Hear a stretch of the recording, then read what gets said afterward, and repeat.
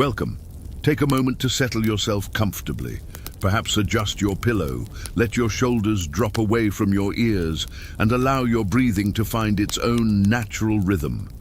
Tonight, we journey to a place that existed in profound secrecy, hidden behind walls of purple porphyry and gold, the inner chambers of the Byzantine Imperial Palace, where the future rulers of an empire took their first breath, their first steps, and their first lessons in the art of power.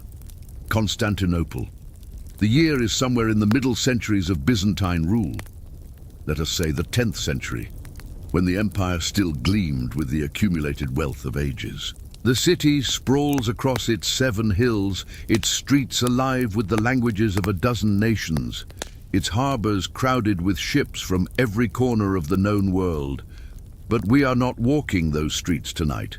We are passing through gates that few ever entered, moving deeper and deeper into the heart of the great palace, past the public halls, where ambassadors prostrated themselves, past the throne rooms, where emperors sat in their gold and jewels, into spaces so private that even most courtiers never glimpsed them. Here, in chambers hung with silk and thick with incense, imperial children grew from infancy to adolescence in a world entirely their own. Their education was not merely instruction, it was transformation. From the moment of their birth, every sight, every sound, every person who touched them was chosen with meticulous care. They were being prepared slowly and deliberately for a role that demanded absolute mastery of statecraft, warfare, theology, and the infinitely complex choreography of court life. Tonight, you will glimpse behind those golden walls. You will understand what it meant to be a child born purple, born in the purple chamber itself, that legendary porphyry-lined birthing room reserved for the legitimate offspring of reigning emperors. You will sense the weight of expectation placed upon shoulders still small, the extraordinary isolation that came with extraordinary privilege, and the strange, cloistered beauty of a childhood spent in preparation for a throne. Let us begin at the very beginning, with the newest arrival to this hidden world. Close your eyes, if you wish, and imagine. The child is born in the purple chamber, and from that first moment, everything is orchestrated. The room itself speaks of power. Walls lined with porphyry, that deep purple stone quarried from a single mountain in Egypt, reserved exclusively for imperial births. The light filters through high windows, hung with silk curtains, casting everything in a perpetual soft glow, as though the very air has been tinted the color of royalty. The scent is thick, almost overwhelming, a blend of frankincense, myrrh, and rosewater, applied not only for its pleasant aroma, but because these are the scents of sanctity, of the church, of divine favor. You might imagine the baby crying, but even that sound is received differently here. Attendants move quickly but quietly, their footsteps muffled by carpets so thick they seem to absorb all sound. The child is taken immediately, not to the mother's arms, not yet, but to a table prepared with heated water in a silver basin, towels of the finest linen, oils imported from the furthest reaches of the empire. The bathing is a ritual. Every touch is gentle, reverent even. The attendants, all women selected for their loyalty, their discretion, and their experience with imperial infants, handle the child as though it were made of something more precious than flesh. The swaddling comes next. This is no simple wrapping. Layer upon layer of silk, first the innermost layer against the skin, dyed in soft pastels if a girl, or pure white if a boy destined for the throne. Then linen, fine and breathable. Then another layer of silk, this one perhaps embroidered with small crosses or protective symbols. The child is bound snugly, its limbs held straight, its body rendered into a neat, compact form. This practice, common throughout the Byzantine world, but taken to its ultimate refinement in the palace, was believed to ensure that limbs grew straight and strong, that the child's form would be pleasing and proportionate. Imagine yourself as that infant, aware only of warmth, of pressure, of being held constantly. You cannot move your arms or legs freely. You feel the gentle rocking as you are carried, the sound of whispered prayers in Greek, the occasional chant in Latin. You do not understand the words, but the rhythm is constant, soothing, a heartbeat made of language. The Imperial nursery occupies a suite of interconnected chambers deep within the women's quarters of the palace. These rooms never see direct sunlight from low windows, only filtered light from above, through clear-story openings that prevent outsiders from glimpsing in. The walls are covered in frescoes, but not the dramatic biblical scenes found in public spaces. Here, the images are gentler. Pastoral scenes, gardens, angels with soft expressions watching over flocks of sheep. Between the frescoes hang icons, the Virgin and Child most prominently, her face serene and protective, her eyes seeming to follow whoever moves through the room. The furniture is sparse but exquisite. A cradle, of course, carved from rare woods and inlaid with mother-of-pearl, lined with cushions stuffed with the finest down. Small tables hold basins, oils, cloths. Braziers in the corners keep the air warm, but not hot. Temperature regulation is taken seriously, for a chill or excessive heat could endanger the precious occupant. The floor is covered with carpets from Persia, their patterns intricate and mesmerizing, though the infant seeing them from above would perceive only a blur of rich color. The wet nurse is perhaps the most important figure in the infant's early life. She has been selected with extraordinary care, not merely for her health and the quality of her milk, but for her character, her lineage, her loyalty to the imperial family. Often, wet nurses for imperial children came from families with long histories of palace service. Some were the wives of middle-ranking officials, women of sufficient status that their service brought honor rather than degradation. The wet nurse lives in an adjacent chamber, summoned at any hour when the child stirs. She is not alone. A roster of attendants, perhaps 6 or 8 women, rotate through the nursery in shifts, ensuring that the child is never, not for a single moment, unattended. Welcome. Find yourself a comfortable position, somewhere quiet, somewhere safe. Let the concerns of your day begin to settle like dust after a caravan has passed. Tonight, we're embarking on a journey, not through your own world, but through a landscape of sand and stone, of silk and spice, of extraordinary wealth and equally extraordinary danger. We're traveling the Silk Road, not the romanticized version you might have encountered in history books with their colorful illustrations of laden camels and exotic markets. Tonight, we'll walk the actual routes, feel the actual sun, taste the actual dust. We'll understand why this network of trade routes, stretching thousands of miles from the Mediterranean to China, was simultaneously the world's greatest opportunity and one of its most lethal endeavors. The Silk Road wasn't a single road at all, but rather a web of pathways connecting east and west, a network that shifted and changed over centuries, responding to political upheavals, natural disasters, and the simple, brutal mathematics of survival. Merchants who traversed these routes weren't adventurers seeking glory. They were businessmen calculating risk against potential profit, and very often they calculated wrong. Tonight's journey will take us through 4 distinct landscapes of this ancient trade network. We'll begin by experiencing the daily realities of a merchant's life on the road, the relentless physical challenges, the ever-present dangers, the slow erosion of hope that came with month after month of travel. Then we'll follow in the footsteps of history's most famous Silk Road traveler, Marco Polo, examining the true hardships behind the legend.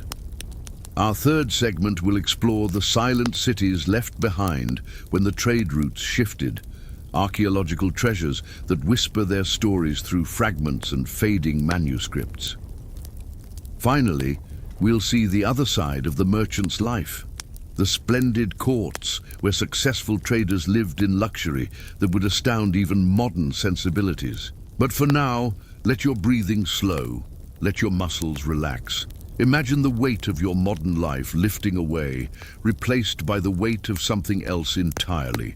A merchant's pack, perhaps, or the knowledge that tomorrow you'll wake before dawn to continue a journey that may never end. Let us begin. Picture yourself in a caravanserai on the eastern edge of Persia. The year is 1275, though such dates mean little to you. You measure time in seasons, in lunar cycles, in the number of days since you last saw your family. The caravanserai is a fortified rest stop, its thick mud brick walls offering protection from bandits and respite from the elements. You're not alone here. Perhaps 40 other travelers share this space, merchants like yourself, their servants, camel drivers, guards, translators, and the occasional pilgrim or diplomat hitching along for safety. The journey you're undertaking is not measured in days or weeks, but in years. If you're traveling from Venice to China, the full extent of the Silk Road, you're committing to perhaps 3 years on the road, possibly more. That's 3 years away from your family, 3 years of danger, 3 years of your life spent in a state of constant, calculated risk, and this assumes you survive. Many don't return at all. Your day begins before dawn. It always begins before dawn. The caravan master, a grizzled veteran who's made this journey 12 times and lost fingers to frostbite in the high passes, wakes everyone while stars still wheel overhead. There's wisdom in this early start. In the desert sections of the route, the pre-dawn hours offer the only tolerable traveling conditions.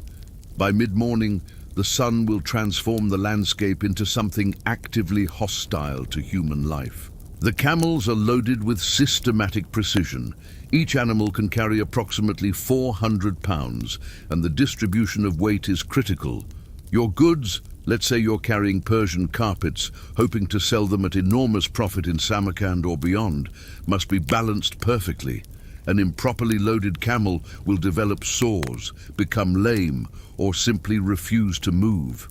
And a lame camel in the desert is a death sentence, not just for the animal, but potentially for you.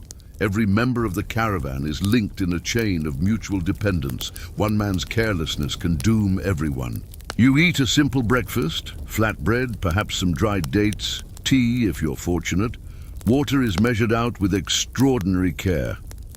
The next reliable water source is 2 days away, and while camels can survive remarkable periods without drinking, humans are far more fragile. You're allowed a certain ration, enough to survive, not enough to feel comfortable. You'll be thirsty for the next 48 hours. This is simply expected. Constant nagging thirst is the merchant's companion, as familiar as the weight of your robe. The caravan moves out. 40 camels, perhaps more, their bells creating a discordant symphony in the pre-dawn darkness. The rhythm of their walking becomes the rhythm of your life. That swaying, rocking motion that continues hour after hour, day after day, until you feel it even in your sleep. If you're wealthy enough to own your own camel, you might ride. If you're a younger merchant, still building your fortune, you walk. Many merchants walk the entire distance, thousands of miles on foot, their shoes wearing through and being replaced, wearing through and being replaced again. As the sun rises, it reveals the landscape you're crossing. Let's say you're in the Taklamakan Desert, whose name allegedly means go in and you won't come out. The Taklamakan is vast, about the size of Germany, and spectacularly inhospitable. Sand dunes rise like frozen waves, some reaching 900 feet in height. The sand itself has a peculiar quality, fine as powder. It infiltrates everything. Your clothes, your food, your eyes, your mouth. You'll be finding sand in your belongings weeks after leaving the desert. You'll be coughing it up for days. The heat, once the sun is fully risen, is crushing. Not the pleasant warmth of a summer day, but an oppressive, suffocating presence that seems to press down on you from above while simultaneously radiating up from the sand beneath your feet. Temperatures in the Taklamakan regularly exceed 120 degrees Fahrenheit in summer. The air shimmers. The horizon becomes unreliable, offering false images. Lakes that don't exist, cities that are merely heat distortion. the shapes of travelers who are nothing but tricks of light and desperate hope. The caravan master keeps everyone moving at a steady pace. Not fast, that would be fatal in this heat, but steady, always forward. The camels understand this rhythm better than the humans do. They've evolved for this landscape, their broad feet spreading weight across the sand, their ability to close their nostrils against sandstorms, their famous capacity to survive without water. You study the camels sometimes during rest periods, and you envy them. They belong here. You emphatically do not. Water becomes an obsession. You think about it constantly. The small amount you're allowed to drink does little to quench your actual thirst. It merely keeps you alive. Your lips crack and bleed. The inside of your mouth feels coated in dust. You fantasize about water the way a starving man fantasizes about food, rivers, pools, rain, the simple act of drinking until you feel satisfied rather than merely not dying. These thoughts circle endlessly through your mind as you walk, as you sway on camelback, as you lie awake at night in your tent listening to the wind. And the wind in the desert is its own presence, its own character in your journey. Sometimes it's absent entirely, and the stillness becomes eerie, unsettling. You find yourself missing the wind, as irritating as it usually is. More often, it blows constantly, that dry, abrasive wind that carries sand into every crevice. Your skin becomes raw, your eyes are perpetually irritated. The youngest members of the caravan, those on their first journey, often develop infections. Their eyes swelling shut, forcing them to continue blind, led by others, praying the condition will resolve before something worse develops. But the wind, troublesome as it is, can become something far more dangerous. Sandstorms on the Taklamakan are legendary.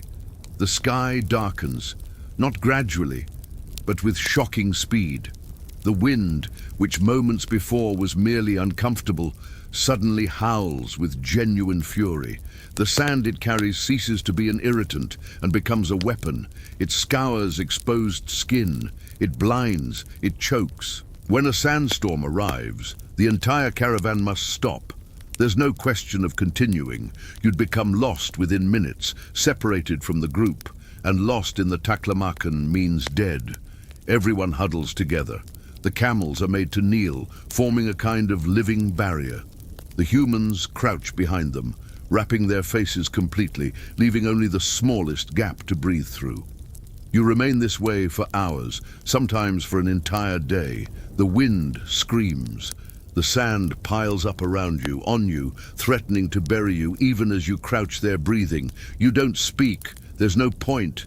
The wind would steal your words anyway. You simply endure. And when the storm finally passes, you emerge to a transformed landscape. Dunes have shifted. Familiar landmarks, a distinctive rock formation, a dead tree that helped with navigation, have disappeared, buried under new sand. The caravan master must reorient, must find the route again using the sun and stars, using instinct born of repeated journeys, using educated guesses that might be wrong. Sometimes caravans emerge from sandstorms to discover they've lost someone. A merchant or a servant, never seen again, swallowed by the storm and the sand. The caravan grieves briefly, very briefly, and moves on. There's no time for extended mourning. The desert offers no sympathy to the sentimental. The nights, by contrast, are brutally cold. The same desert that tried to kill you with heat 12 hours ago now attempts to freeze you. Temperatures can drop below freezing. You huddle in your tent, if you're wealthy enough to have your own tent, or you share space with others, pressing together for warmth. The cold seeps up from the ground. Your muscles, exhausted from the day's travel, cramp and ache. Sleep is difficult. You drift in and out of consciousness, never quite comfortable, never quite warm enough. You're not always in desert, of course.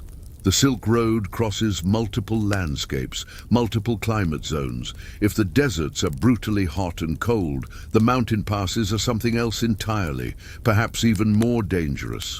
Imagine now that your caravan has successfully crossed the Taklamakan. You've survived sandstorms. You've rationed water successfully. You've avoided becoming lost.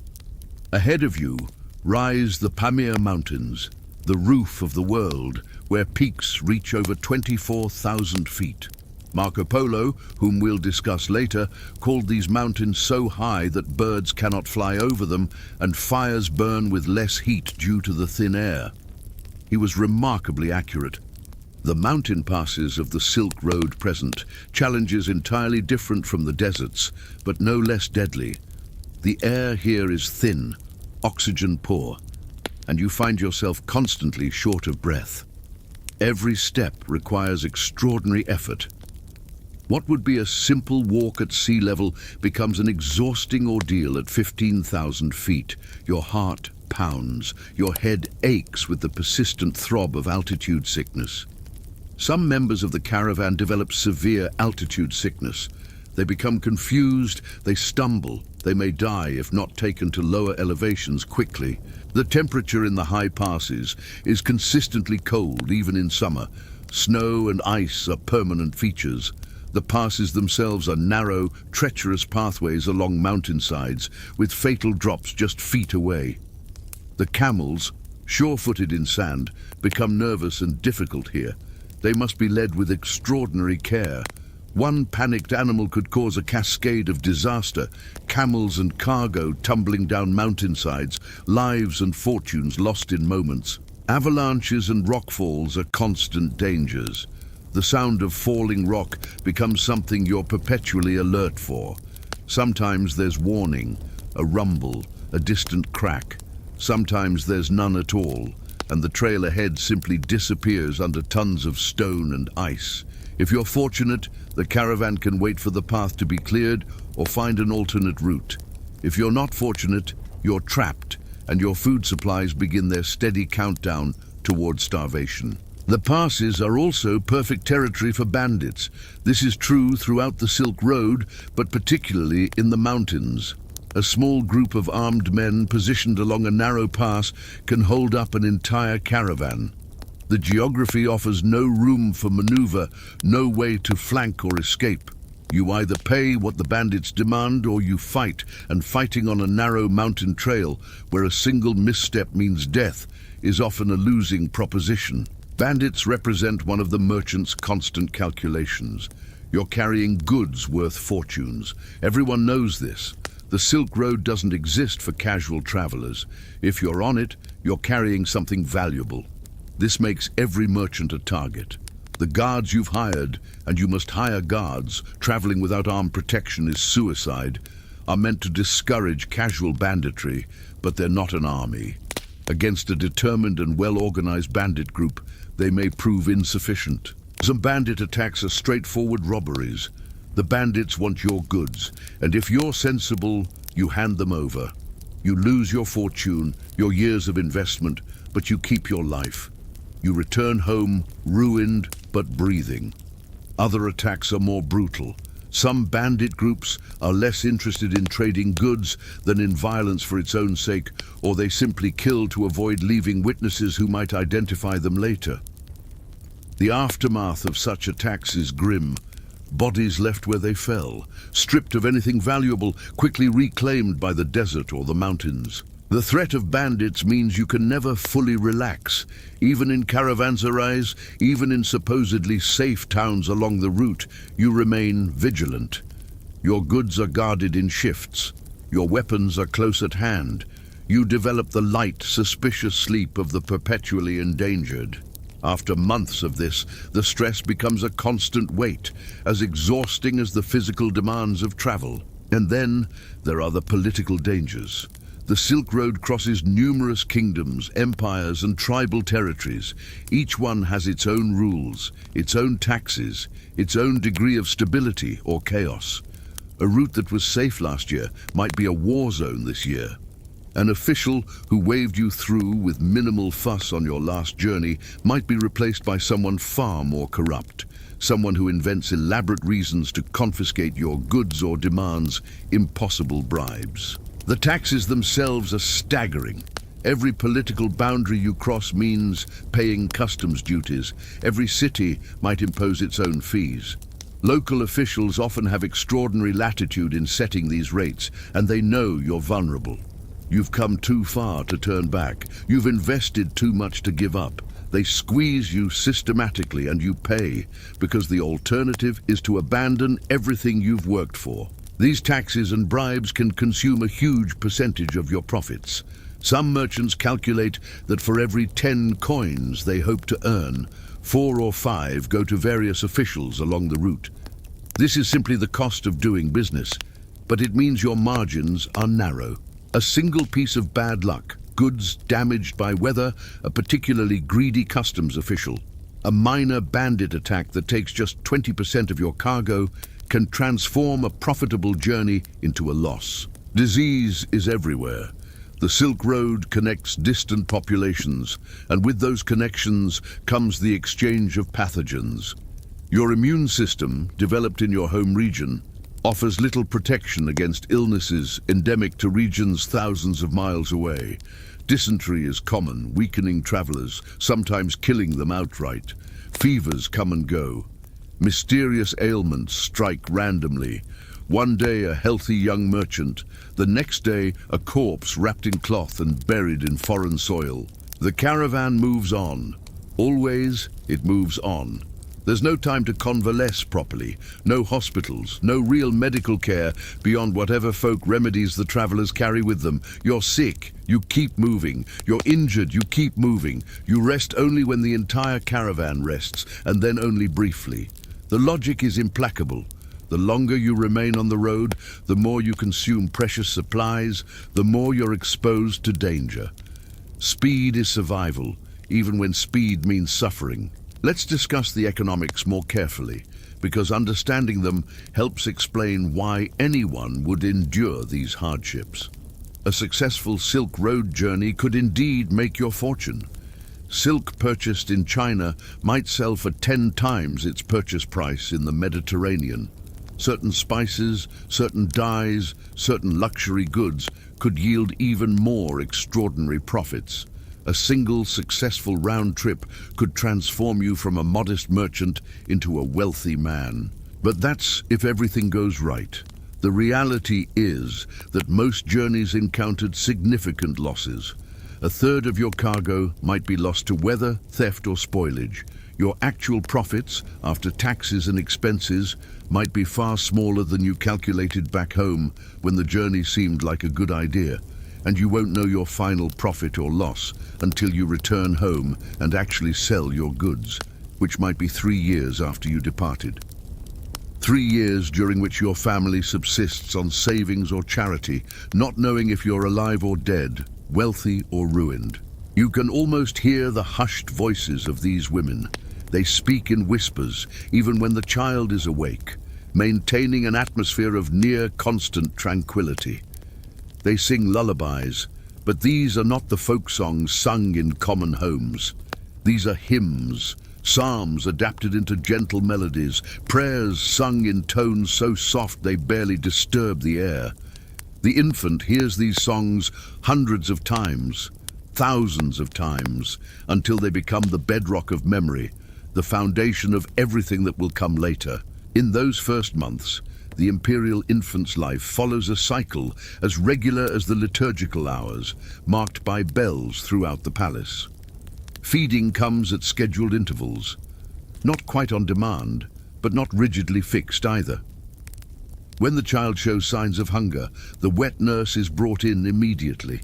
She settles into a chair padded with cushions, arranged so that she half reclines. The child is unwrapped just enough to feed, then wrapped again. During feeding, one of the attendants might read aloud softly from scripture or sing, or simply maintain a watchful silence. The act of nursing is prolonged, never rushed.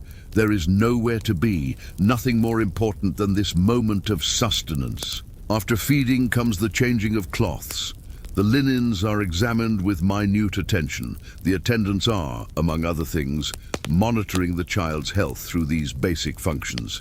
Any irregularity is noted, reported to the physician, who makes daily visits. These physicians are not merely skilled in medicine, they are often scholars who have studied the classical texts of Galen and Hippocrates, who understand the humoral theory of health, who will adjust the wet nurse's diet based on the quality of her milk as revealed through the infant's digestion. Bathing happens once daily, sometimes twice. The water is always warmed carefully, tested first on the attendant's own skin, and scented lightly with herbs. Rose petals might float on the surface. The child is supported with one hand, while the other hand carefully cleanses, the movement slow and deliberate. After the bath comes a gentle massage with olive oil, sometimes mixed with tiny amounts of precious balm. The touch is meant to stimulate, to strengthen, but also to comfort. The infant is rarely allowed to cry for long. At the first signs of distress, hands are there, voices are there, offering immediate solace. Sleep comes often in those early months. The child sleeps in the cradle, but also in arms, passed carefully from one attendant to another. There is a belief that an infant should hear the human heartbeat, should feel human warmth. But there is also caution. The child is never smothered with affection, never overstimulated. Even maternal visits, when they occur, are brief and supervised. The empress, recently recovered from childbirth, comes in the afternoon perhaps, sits beside the cradle, offers prayers, might hold the child for a short time, but she is not expected to be the primary caregiver. That would be unseemly beneath her station and potentially dangerous if too much affection led to insufficient vigilance. Imagine drifting in and out of sleep in that environment. The light never changes much, always dim, always warm. The sounds are muffled and repetitive. Footsteps, whispers, the rustle of silk garments, the occasional distant sound of palace life beyond these chambers. A bell ringing, perhaps, or the muted echo of voices raised in ceremony somewhere far away. But here, in the nursery, all is quiet. All is calm. All is preparation. Even in infancy, the child's education has begun, though it takes a form that would hardly be recognized as such. This is the education of the senses, the gradual conditioning to an environment of luxury, refinement, and control. Every texture the child touches is smooth, silk, fine linen, polished wood, soft fur. There is nothing coarse, nothing rough. The message, absorbed unconsciously over months and years, is that the world should feel this way, that comfort and beauty are the natural state of existence. The colors surrounding the child are rich but not garish. Deep purples, of course, the imperial color, present in curtains, in cushions, in the embroidery on swaddling clothes. Gold threads catch what light there is, glinting softly. The icons on the walls often feature gold leaf, the halos of saints shimmering in lamplight. Blue, the color associated with the Virgin, appears frequently. These colors will become associated with safety, with home, with power. When the child is older and sees these colors in official regalia or in church mosaics, there will be a deep, almost cellular recognition. Scent becomes a language. Frankincense and myrrh, as mentioned, but also rosewater, lavender, sometimes sweet herbs like basil or mint, crushed and hung in sachets. These scents mark the palace as different from the outside world. Constantinople's streets carried the smell of the sea, of fish markets, of thousands of human bodies in close proximity, of workshops producing leather or dyes or bread.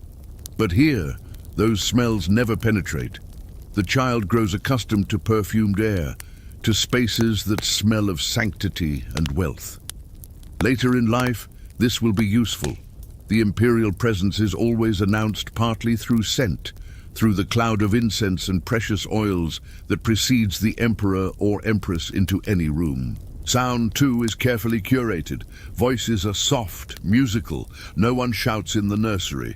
Anger, if it exists among the attendants, is never displayed here. The child learns that human interaction can be conducted in gentle tones, that power need not be loud. The prayers and hymns provide a constant soundtrack, embedding the rhythms and cadences of Greek and Latin into the child's developing mind, long before language acquisition proper begins. There is music sometimes, a simple stringed instrument played by one of the attendants, melodies that are spare and contemplative. Nothing too complex, nothing too stimulating, just enough to please, to soothe, to educate the ear to beauty. As months turn into a year, changes begin. The swaddling loosens, allowing more movement. The child, now able to grasp objects, is given carefully selected items to explore.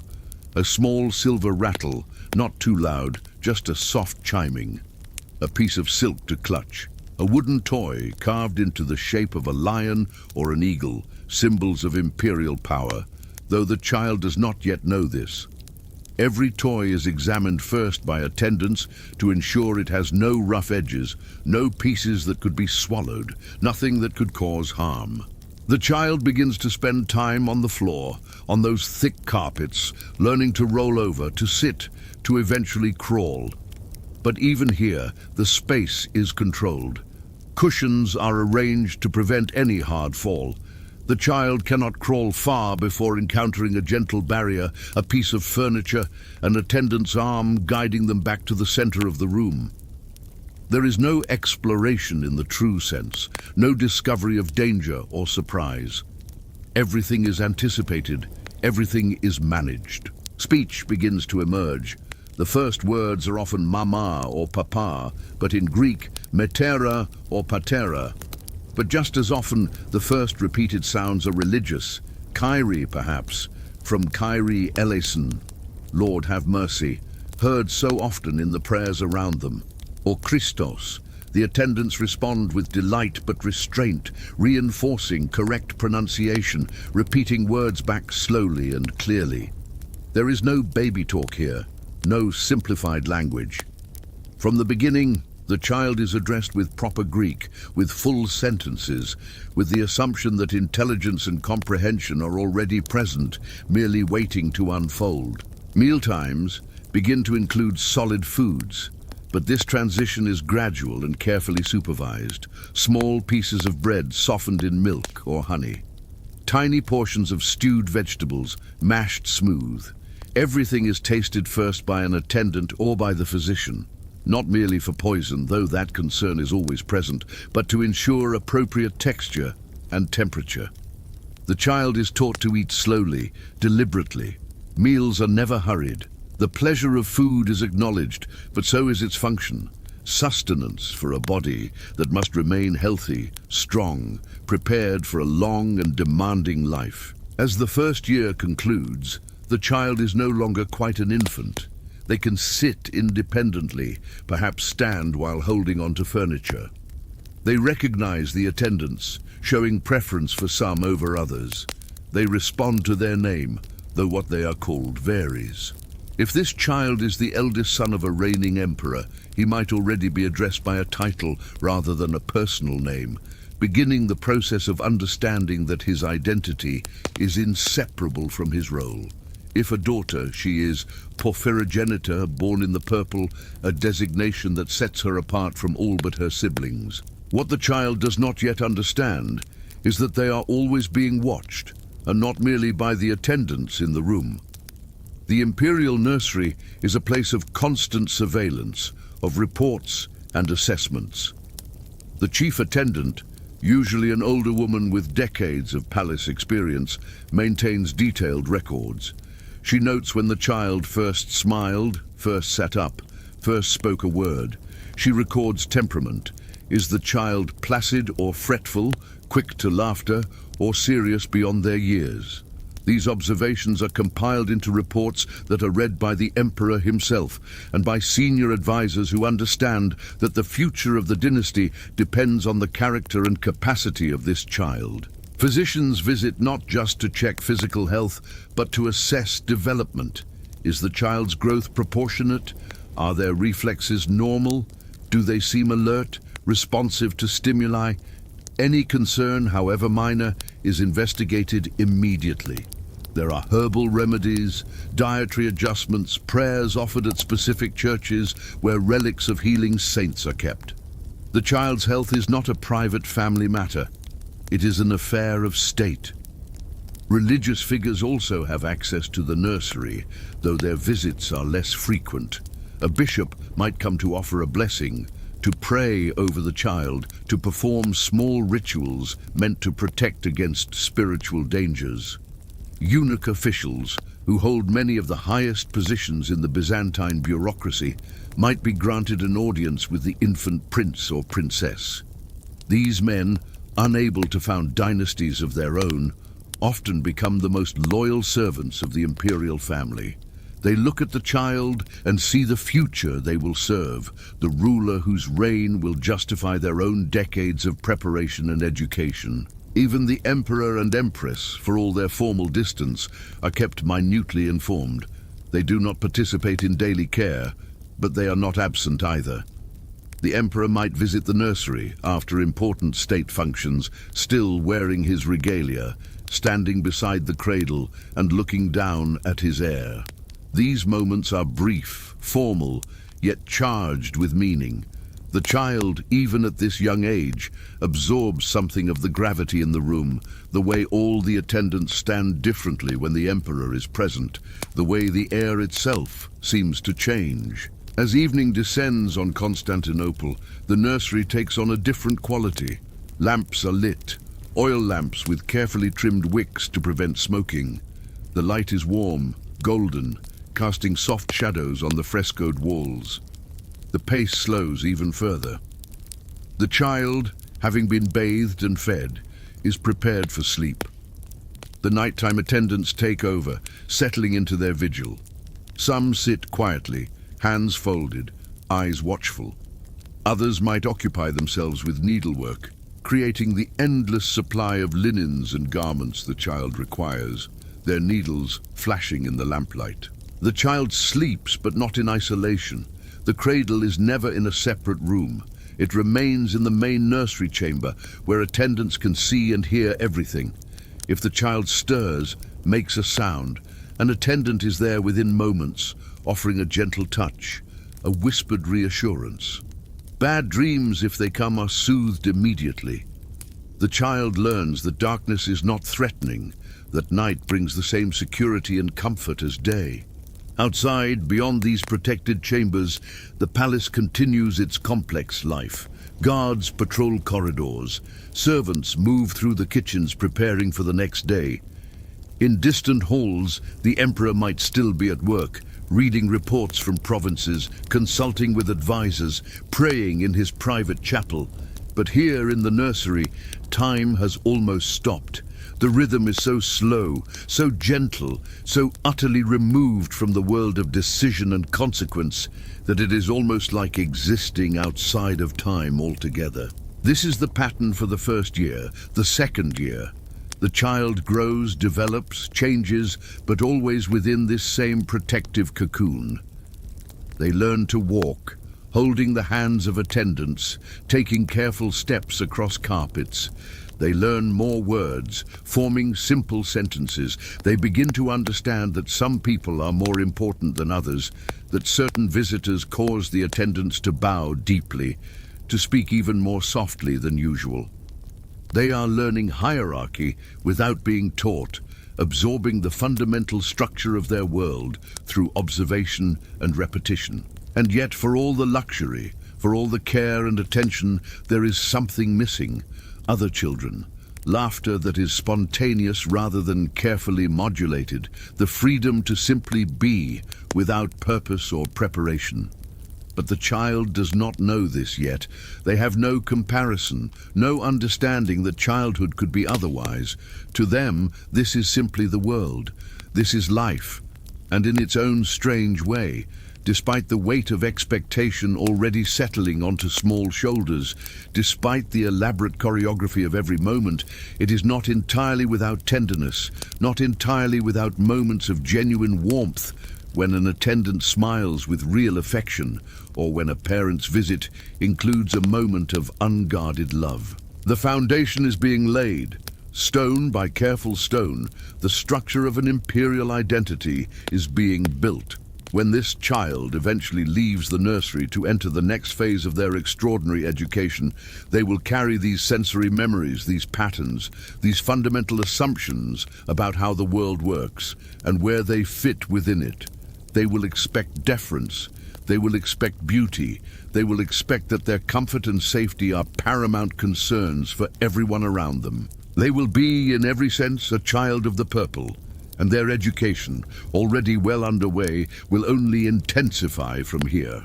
There comes a moment in every child's development when they begin to understand that they are separate from the world around them, that they are an individual with their own thoughts and desires. For most children, this realization unfolds gradually against a backdrop of exploration, of testing boundaries, of discovering what is permitted and what is not through trial and consequence. For an imperial child of Byzantium, this awakening takes a different form. It arrives with the slow, dawning comprehension that they are not merely separate from the world, they are separate from everyone, existing in a category entirely their own. Imagine yourself at perhaps 4 or 5 years old enough now to walk confidently, to speak in full sentences, to observe and begin to question. You live in rooms of extraordinary beauty. The light that filters through colored glass creates pools of ruby and sapphire on marble floors. The walls around you shimmer with mosaics, tiny tiles of gold and colored stone forming images of saints, of angels, of gardens that seem more perfect than any real garden could be. Every surface you touch is smooth and cool, polished marble, fine wood, silk hangings that ripple at the slightest breeze. Your days have structure now, more defined than in infancy. You wake in a bed that seems vast, its frame carved with intricate designs, its covering soft and heavy. Attendants arrive immediately, as they always do, helping you through the elaborate morning routine. Your clothing alone requires assistance, layers of fine linen, then silk tunics, sometimes small versions of court dress with gold embroidery at the hems and necklines. Even as a child, you are never dressed simply. Your appearance matters even if few will see you. After dressing comes breakfast, but this is not a casual meal. You sit at a small table, appropriate to your height but crafted with the same care as any furniture in the imperial apartments. The food arrives on silver plates, bread still warm, honey in a small bowl, perhaps soft cheese or stewed fruit. A servant stands nearby, ready to assist if needed, though by this age you are expected to manage most foods yourself. Another attendant sits at a slight distance, watching. There is always someone watching. The spaces available to you are generous by most standards, a suite of interconnected rooms, corridors that lead to small courtyards enclosed by high walls. But these spaces, for all their size and beauty, are bounded. You have never walked down a public street. You have never been in a marketplace or heard the casual chaos of the city that sprawls beyond the palace walls. Your world is measured in rooms and courtyards, in the distance from your bedchamber to the small private chapel where you say prayers each morning, in the length of the covered walkway where you are permitted to run. The courtyards are perhaps the closest you come to experiencing the outside world, and yet even these are carefully controlled environments. Picture one such courtyard now.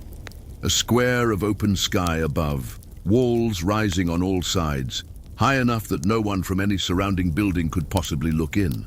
The ground is paved with stones arranged in patterns, though there are planted areas, carefully maintained gardens with low hedges, herbs that release their scent when brushed against. Perhaps a small fountain where water trickles constantly, the sound both pleasant and slightly monotonous. You are allowed to spend time here, particularly in the pleasant seasons when the air is neither too hot nor too cold, but you do not come here alone. The attendants accompany you, always.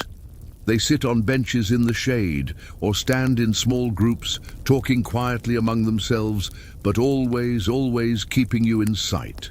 Sometimes a tutor joins you here. turning the courtyard into an outdoor classroom, pointing out the names of plants, explaining how water travels through the fountain's pipes, using everything as an opportunity for instruction. There are other children in the palace, of course. The sprawling, complex houses, hundreds, perhaps thousands of people, servants, officials, guards, their families. Children of courtiers might live in quarters elsewhere in the palace grounds. Children of servants certainly do. Sometimes, from high windows, you catch glimpses of them. You see them running in groups in the distance, their laughter reaching you as a faint sound on the wind.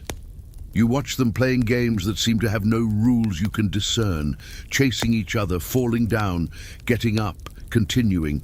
They seem to move with a freedom you cannot quite understand. But you do not play with them. The separation is absolute. It is never explained to you in simple terms. No one sits you down and says, "You cannot have friends because you are imperial." Instead, it is simply the way things are. When you ask why you cannot go where those other children are, the answer is gentle but firm. That is not appropriate for you. Your lessons are here.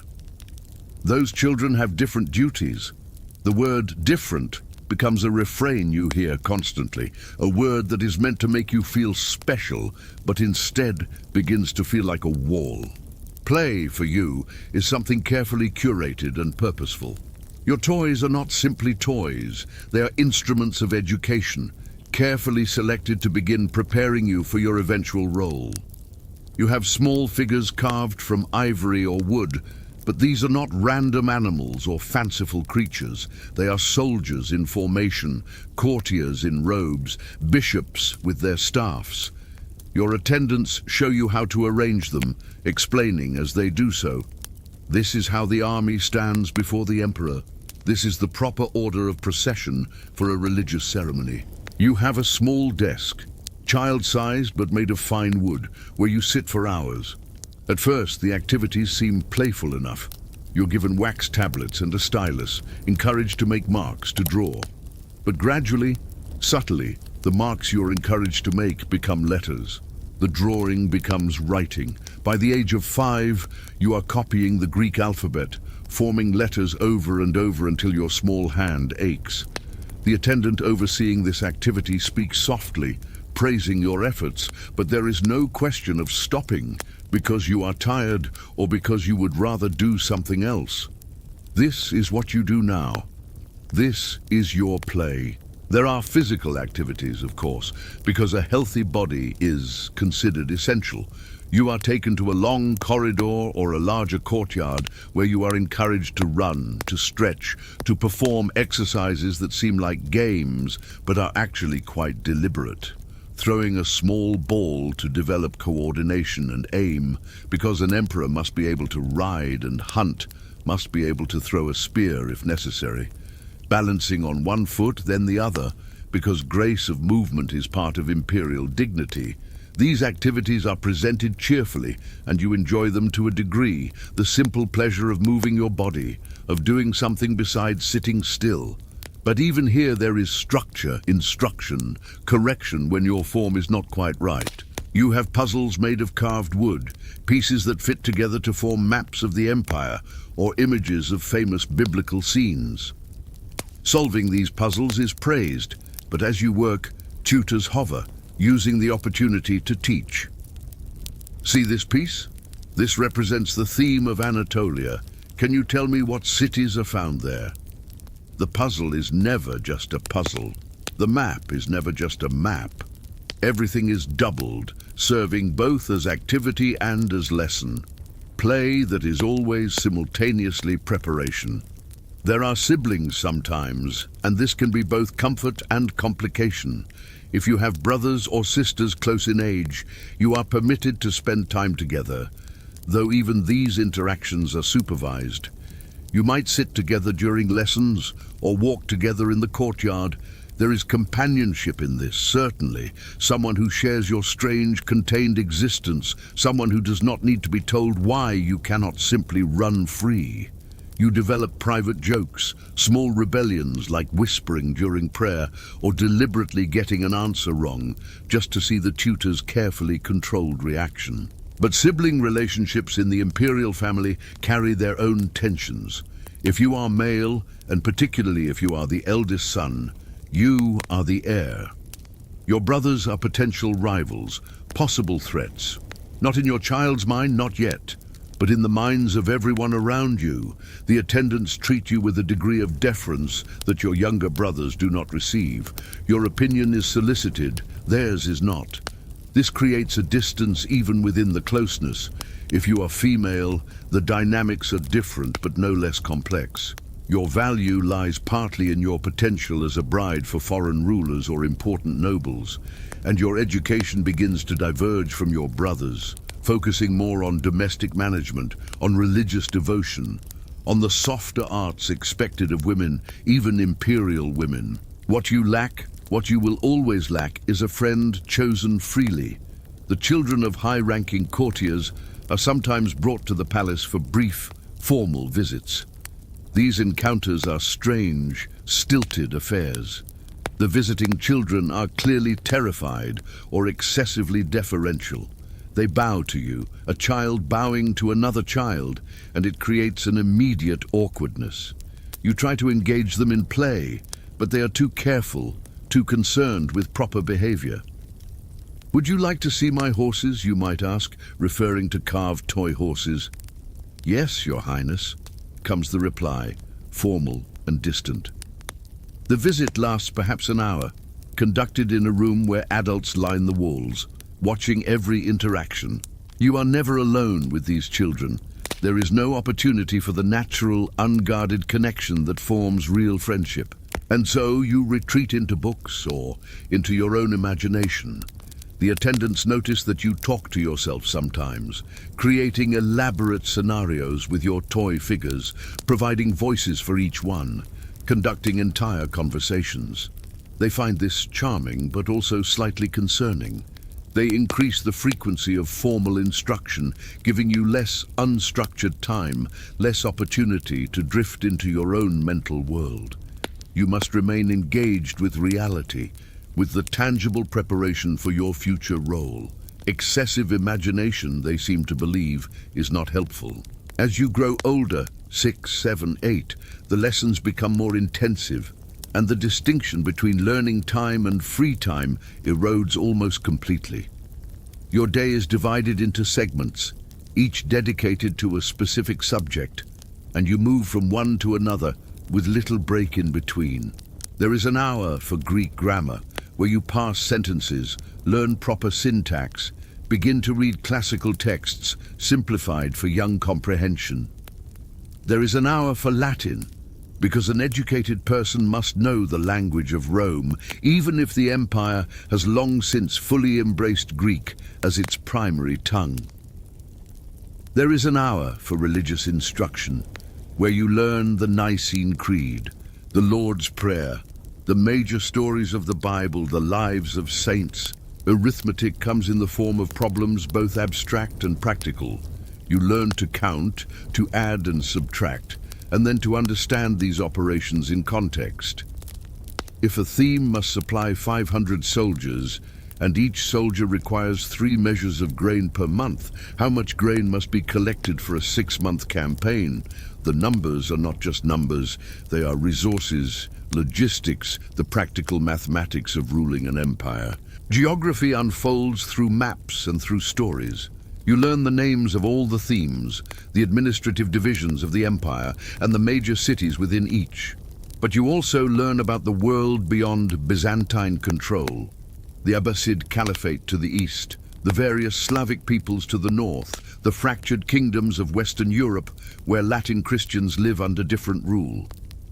You learn which peoples are potential allies, which are likely enemies, which might be converted to Christianity or brought into the Byzantine sphere through marriage alliances or diplomacy. Even as a child, you are being taught to think in terms of grand strategy. History is perhaps the most emphasized subject. You learn not just facts, but narratives, stories that contain lessons. The reign of Justinian, who reconquered much of the old Roman Empire and codified its laws. This is presented as a golden age, an example to aspire to. The iconoclast controversy, when emperors banned religious images and the empire tore itself apart. This is presented as a cautionary tale about the dangers of theological innovation and the importance of tradition.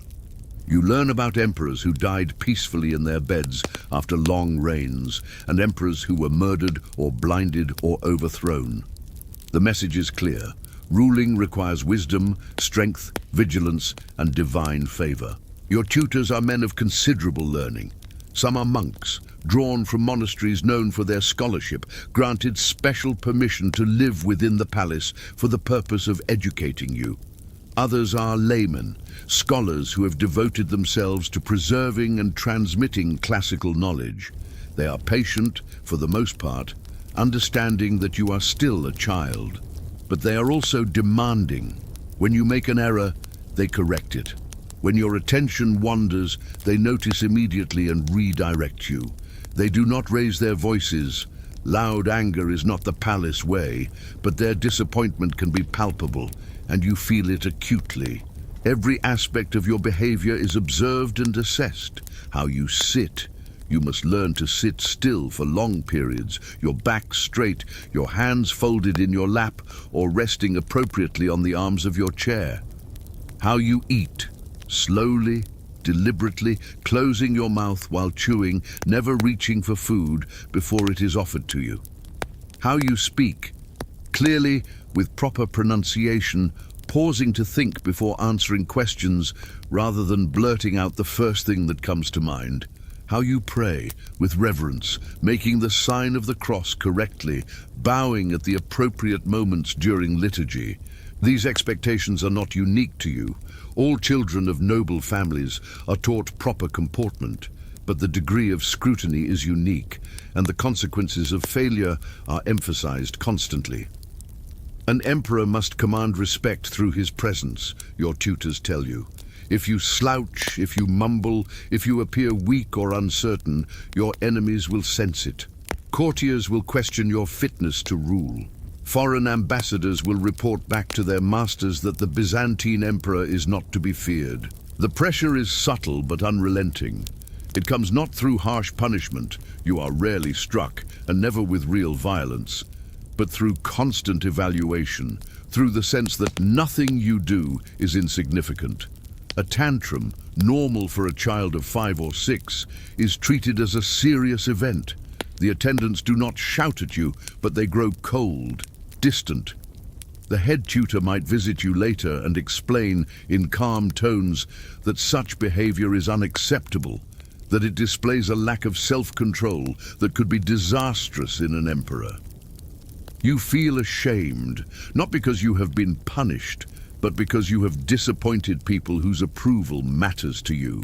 You learn to control yourself, to suppress your immediate reactions. When something frustrates you, you do not cry out or throw things. When you are hurt, you do not show pain beyond what is absolutely unavoidable. When you are bored, and you are often bored, you do not fidget or complain. You sit quietly and endure. This self-control becomes a kind of armor, protecting you from criticism, earning you praise. But it is also exhausting, and you are still a child. Sometimes, alone in your chamber before sleep, you allow yourself to feel what you have suppressed all day. The fatigue, the loneliness, the strange sadness that you cannot quite name. Occasionally, your controlled world expands slightly. You are taken on carefully supervised walks through other parts of the palace complex, though never to public areas where commoners might be present. You might visit the Imperial stables, where horses are kept. Magnificent animals, groomed until their coats shine, standing in stalls far cleaner than most humans' homes. A groom might lift you onto a gentle mare's back, walking alongside to ensure your safety, while an attendant explains bloodlines and breeding, turning even this moment of connection with an animal into a lesson. You visit the palace workshops sometimes, where artisans create the objects that fill your daily life. You watch a goldsmith working at his bench, manipulating thin sheets of gold into intricate patterns. You see weavers at their looms, shuttles flying back and forth, silk threads gradually forming elaborate designs. These visits are meant to be educational. You are learning about the empire's crafts, its resources, the skills that create wealth and beauty, but they also remind you of your separation. The artisans bow deeply when you enter, stopping their work, becoming stiff and formal. They answer your questions carefully, respectfully. The easy camaraderie they show with each other vanishes in your presence. You are interested in their work, genuinely curious, but your presence transforms their workspace into a performance. And everyone is aware of it. Religious ceremonies provide another window into the larger world, though again a carefully controlled one. You attend services in the palace's private chapels, and occasionally, on major feast days, in the Hagia Sophia itself, the great cathedral that dominates Constantinople. These expeditions outside the immediate palace quarters are elaborate affairs. You are dressed in your finest clothing, small versions of imperial regalia. You travel in a covered chair carried by servants, seeing the world outside through curtains or narrow openings. The sounds reach you, the city's constant noise, the calls of vendors, the rumble of cartwheels on stone, the barking of dogs, the splash of fountains in public squares, but you do not directly encounter any of it. In the Hagia Sophia, you are sequestered in the Imperial gallery, high above the main floor, separated from the congregation. From here, you can look down at the sea of humanity below, hundreds or thousands of people, all facing the altar, the candlelight reflecting off gold mosaics that cover every surface. The chanting of the clergy echoes through the vast space. The smell of incense is almost overwhelming. It is beautiful, awe-inspiring, and you feel a genuine sense of connection to something larger than yourself, to the centuries of tradition, to God's presence that everyone around you speaks of so reverently. But you also feel your separateness. The people below do not look up at you. They are forbidden to, generally, but you know they are aware of your presence. You are not worshipping with them. You are worshipping above them, apart from them, in a space that acknowledges the gulf between imperial and common. As you approach 8 or 9 or 10 years old, you begin to ask questions that make your tutors uncomfortable. Why can't you go where you wish? Why must attendants always be present? Why are there so many rules about things that seem trivial? The answers you receive are variations on the same themes. For your safety, because it is proper, because you are destined for a great role and must be prepared for it. But you are starting to understand that safety means something different in your context than it might elsewhere. You are being protected, yes, but also controlled. The attendants who never leave you alone are there partly to serve you, but also to ensure that you do not stray from the prescribed path, that you do not form unsuitable attachments or develop ideas that run counter to what has been planned for you. You wonder about the children you sometimes glimpse from windows or hear laughing in distant parts of the palace grounds. What are their days like? Do they have tutors who monitor every word, every gesture? Do they sit for hours memorizing texts and copying letters? Probably not, you realize. They have chores, likely, and some form of education, but also time that belongs to them, choices about how to spend an afternoon. This realization brings a mixture of envy and confusion. Your life is objectively more comfortable than theirs. Your food is better, your clothing finer, your chambers more beautiful. And yet they seem to possess something you lack, something intangible and precious. You try to articulate this feeling once to your primary tutor, a patient monk, who has been instructing you for several years. Are they happier than I am? You ask him, referring to those common children. He pauses, considering his response carefully. Happiness, he finally says, is not the purpose of your life. Your purpose is to serve God by serving the empire. That is a higher calling than mere happiness. The answer is meant to comfort, to dignify your sacrifices. But you are still young enough that happiness seems important, and the suggestion that you must forgo it feels heavy, like another weight added to the many you already carry. You do not argue. By now you have learned that arguing with your tutors is futile, but you think about his words for days afterward, turning them over in your mind, trying to make peace with them. Children find ways to assert themselves, even in the most controlled circumstances. Your rebellions are necessarily small. You might deliberately misunderstand an instruction, forcing it to be repeated. You might linger over a meal, eating with exaggerated slowness, claiming you are not hungry. You might answer questions with technically correct but unhelpful responses, a form of resistance that your tutors recognize but find difficult to punish since you are not openly defying them. These small acts of resistance bring momentary satisfaction but also guilt. You have been taught that your tutors and attendants are working for your benefit, that they serve you out of loyalty and duty, that their entire lives revolve around preparing you for your destiny.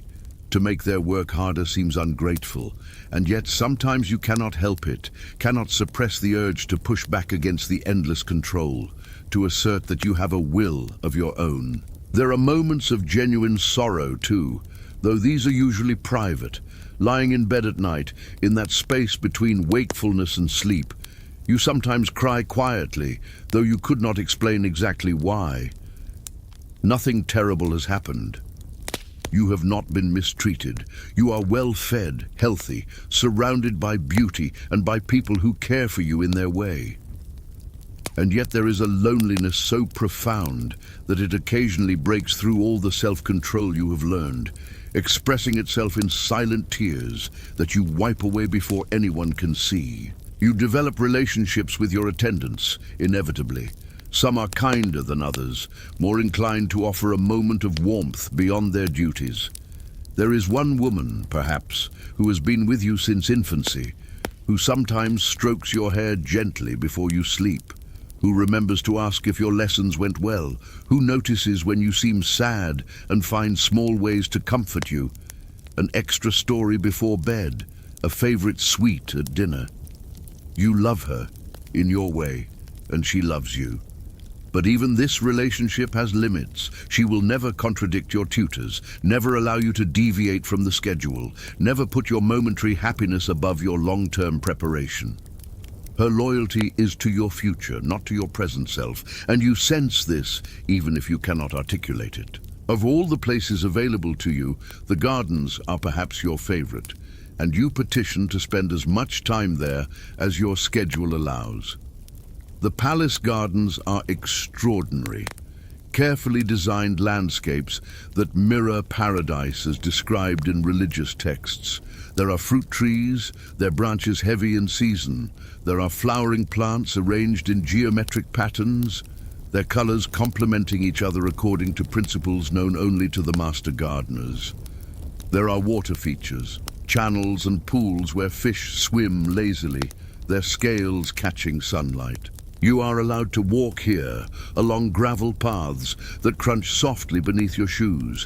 The attendants follow at a respectful distance, close enough to intervene if necessary, but far enough that you can pretend for brief moments that you are alone. You stop to smell flowers, to watch bees moving from blossom to blossom, to touch the bark of ancient trees. These simple sensory experiences feel precious. Moments when you are simply a child in a garden, rather than an heir being molded and prepared. But even here, the education continues. A tutor might join you, using the garden as a living textbook. This tree comes from Persia, transplanted here at great expense. Do you know why we maintain relations with Persian merchants?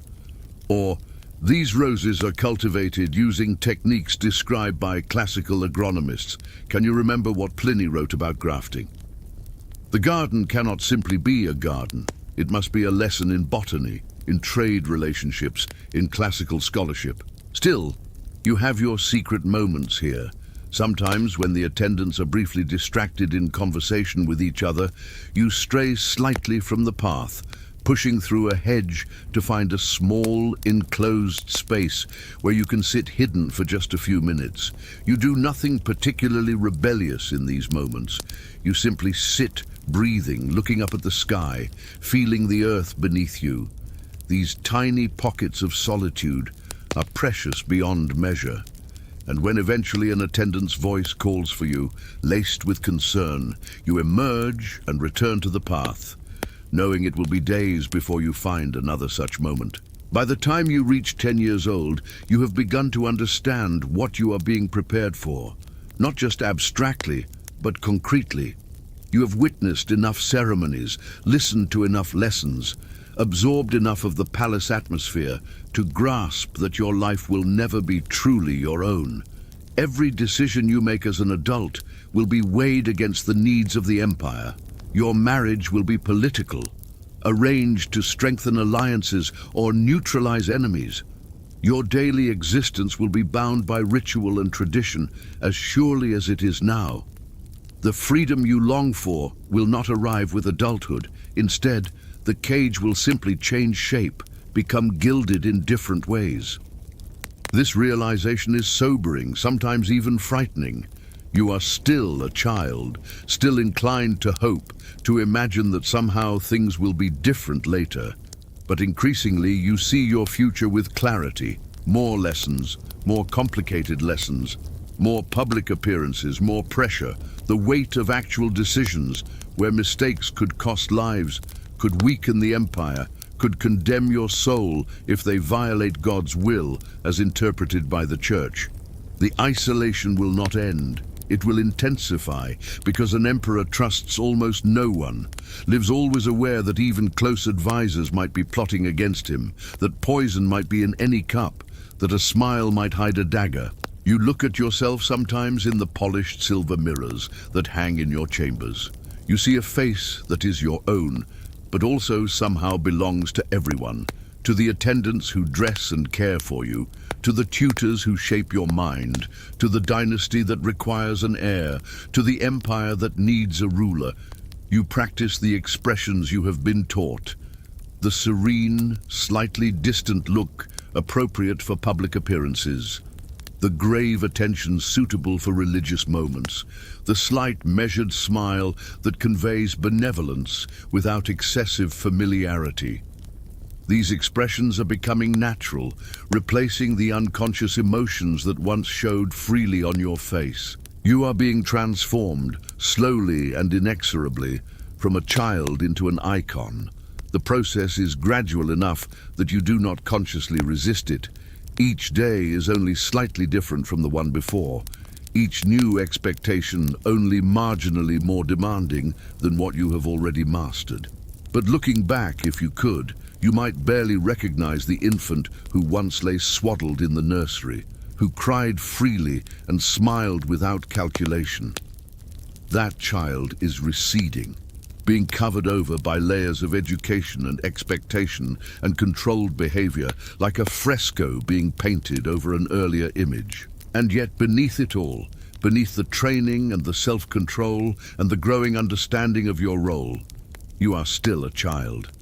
You still long for things that seem simple, to run without destination, to make a friend who sees you rather than your title, to have a day with no lessons and no attendance, and no one measuring your every word and gesture against the standard of imperial perfection. These longings do not disappear. They burrow deep, becoming part of your inner landscape, a private garden of impossible wishes that you visit in your thoughts when the lessons grow too tedious or the loneliness too acute. The golden cage has been your home for all the years you can remember. Its bars are made of silk and gold, of duty and destiny, of love that is inseparable from service. It is a cage nonetheless, and you are growing up within it, learning to accept its boundaries, to stop testing the limits that will not yield. You are learning to be what you must be, even as some part of you mourns what you might have been if you had been born into any other life but this one. The morning light continues to filter through colored glass. The attendants continue their vigilant care. The tutors continue their patient instruction, and you continue to grow day by day into the role that was decided for you before you took your first breath. By the time you reach your 10th or 11th year, the nature of your education shifts noticeably. The foundations have been laid. You can read and write fluently in Greek, adequately in Latin. You understand basic mathematics, geography, the outline of Byzantine history. Your comportment is now almost unconscious, your body moving with the controlled grace expected of imperial blood. But these are merely foundations.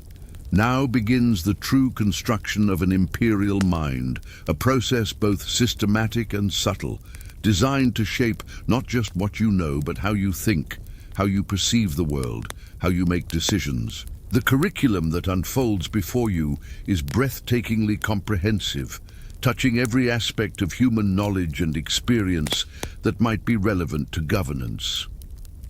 Nothing is studied in isolation. Every subject connects to every other, creating a web of understanding that mirrors the complexity of the empire itself. When you study rhetoric, you are simultaneously learning about human psychology and political persuasion. When you study military history, you are also learning about logistics, economics, and the limits of imperial power. When you study theology, you are learning about law, social cohesion, and the divine right that justifies your family's rule. Imagine yourself now at this threshold, standing between childhood and something else, not quite adulthood, but a kind of transitional state where you are being actively molded, hammered on the anvil of expectation into a tool suitable for empire. Your days grow longer, the intervals between lessons shorter, the gentle accommodation of childhood fatigue diminishes. You are expected to maintain focus for hours at a stretch, to remember vast quantities of information, to produce analyses and arguments that demonstrate not just knowledge, but understanding. The bedrock of your education remains the classical tradition, the accumulated wisdom of Greece and Rome that Byzantium sees itself as preserving and continuing. You delve deeply now into the works that have shaped Mediterranean civilization for over a millennium. Homer's epics, the Iliad and the Odyssey, are studied line by line. Your tutor, a scholar who has spent his entire adult life parsing these texts, guides you through not just the stories, but the layers of meaning beneath them. You sit in a quiet room, natural light falling across the pages of a manuscript, not one of the original works, of course, but a copy made by patient scribes, the Greek letters formed with exquisite precision. Your tutor reads a passage aloud first, his voice giving life to the ancient words, the hexameter rhythm of the poetry evident even in the measured tones he uses. Then you read it back, working on your pronunciation, learning to hear the music in the language. Then comes the analysis. What does Achilles' anger reveal about the nature of honor? How does Odysseus's cunning contrast with Achilles' direct force? And what does this suggest about different approaches to leadership? These are not idle questions. Your tutor explicitly connects the ancient texts to your future role. An emperor must sometimes be Achilles, direct and fearsome in battle, so that enemies respect and fear Byzantine power. But more often, an emperor must be Odysseus, cunning and adaptable, finding solutions through intelligence rather than force alone. The heroes of ancient literature become templates, patterns of behavior to study and selectively emulate. You read the historians next: Herodotus, Thucydides, Xenophon. Thucydides' history of the Peloponnesian War receives particular attention. The slow collapse of Athenian power, brought about by overreach and internal division, is presented as a cautionary tale directly applicable to Byzantine circumstances. You spend days analyzing the Melian dialogue, where Athenian representatives argue that might makes right, and the Melians respond with appeals to justice and divine intervention before being conquered anyway. Your tutor asks you to argue both sides, to understand both the ruthless logic of power and the moral arguments against it. An emperor, he tells you, must be capable of Athenian ruthlessness when necessary, but must also understand when such ruthlessness undermines the very foundations of civilized rule. Philosophy comes in measured doses. You study Plato's Republic, particularly the sections on the ideal ruler, the philosopher king who governs through wisdom and virtue rather than mere force. You read selections from Aristotle on ethics and politics, learning his careful distinctions between different forms of government, his analysis of what makes a constitution stable or unstable. But you are also warned against excessive philosophical speculation. These ancient thinkers, your tutor explains, were pagans, unenlightened by Christian revelation. We read them for their wisdom about human nature and governance, but always through the lens of true faith. Latin remains essential, even though it is no longer the primary language of the empire. You read Virgil's Aeneid, seeing in Aeneas another template for imperial leadership, a man who subordinates his personal desires to his divine mission, who founds a new Troy through patience and piety. You read selections from Cicero on rhetoric and from Caesar's commentaries on his Gallic campaigns.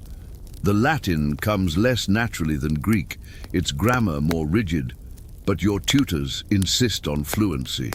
The Western kingdoms still use Latin in their courts and churches, they remind you. When you receive ambassadors from these regions, or when you read correspondence from the Pope, you must understand not just the words, but the nuances, the implications, the things left carefully unsaid. Rhetoric, the art of persuasive speaking, occupies a central place in your education, perhaps more than any other single subject.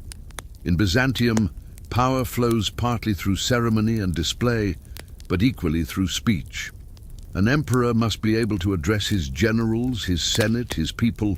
He must compose, or at least approve, official pronouncements, correspondence with foreign rulers, theological arguments that justify imperial policy. Words are weapons, tools, instruments of governance as surely as laws or armies. Your primary rhetoric tutor is a layman, a scholar who has taught at the university in Constantinople before being recruited to the palace.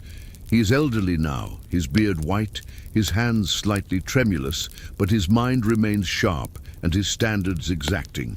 He begins by teaching you the classical system of rhetoric as codified by the ancients, the 5 canons: invention, arrangement, style, memory, and delivery. Invention, finding the right arguments for any given situation. You are given hypothetical scenarios and must develop arguments for different positions. The Bulgar Khan has violated a treaty and raided imperial territory. Construct an argument for immediate military retaliation. Now, construct an argument for diplomatic resolution backed by threat of force. Now construct an argument that reframes the violation as a misunderstanding caused by subordinates acting without the Khan's knowledge. The exercise teaches you flexibility, the ability to see multiple perspectives, to choose arguments strategically based on audience and context. Arrangement, organizing those arguments for maximum effect. You learn that different audiences require different structures.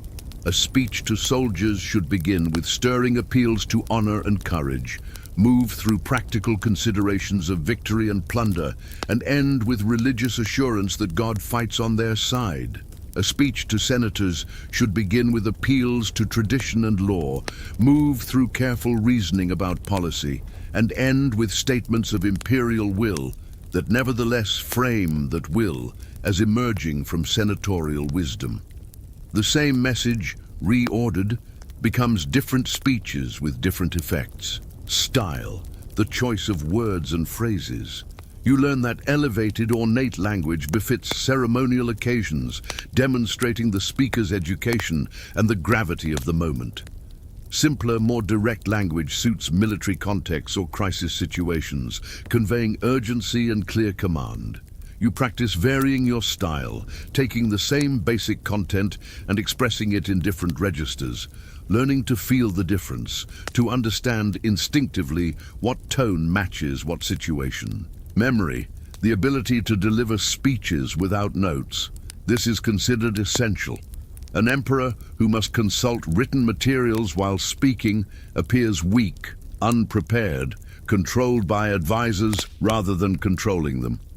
You practice memorization techniques taught by the ancients, creating mental palaces where information is stored spatially or linking ideas in chains of association. You memorize speeches composed by your tutor, delivering them word perfect after studying them for an hour. Later, you will compose and memorize your own speeches. But first, you must internalize the patterns, the rhythms, the structures that make speech memorable and persuasive. Delivery, the physical act of speaking. You stand before your tutor who observes every detail of your performance. Your posture must be upright but not rigid.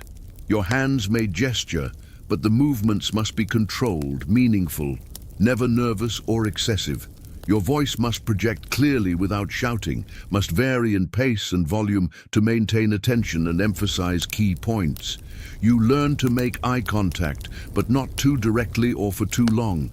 There is an art to looking at an audience so that everyone feels addressed while no individual feels uncomfortably scrutinized. You practice for hours, delivering the same speech over and over with slight variations, while your tutor offers corrections. Your voice rose too sharply there, suggesting uncertainty rather than emphasis. That gesture was too large, too theatrical. Remember, you are an emperor, not an actor. Good. That pause before the final statement created anticipation. Use that technique deliberately. Religion permeates Byzantine life so thoroughly that it cannot be separated from any other aspect of existence, least of all governance. You are being prepared to rule as God's representative on earth, the protector of Orthodox Christianity, the defender of true faith against heresy from within and paganism or Islamic belief from without. Your theological education, therefore, is both deep and practical, concerned as much with the political implications of doctrine as with spiritual truth. Your primary theological instructor is a bishop, a man of profound learning who has written treatises on various points of Christian doctrine. He arrives each morning for the theological hour, his robes rustling, carrying ancient texts wrapped in protective cloth. He treats you with respect but not excessive deference. In matters of faith, he seems to suggest, truth stands above earthly rank. You study scripture intensively, but not the way a monk or ordinary Christian might. You learn the Old Testament stories as political and moral allegories. The kingdoms of Israel and Judah become case studies in how divine favor can be gained or lost through a ruler's actions. King David is presented as a complex model, a man after God's own heart, but also deeply flawed. His adultery with Bathsheba and murder of Uriah, demonstrating how even legitimate power can be corrupted by personal desire. King Solomon's wisdom is praised, but his later turn toward idolatry through the influence of foreign wives is explicitly connected to Byzantine concerns about foreign marriages and their potential to introduce dangerous influences into the palace. The New Testament receives different treatment. You memorize significant portions of the Gospels, learning Christ's teachings on mercy, justice, humility, virtues expected of a Christian ruler. But you also learn how these teachings must be balanced against the practical necessities of governance. Christ taught us to turn the other cheek, your bishop explains, and this is appropriate guidance for personal conduct.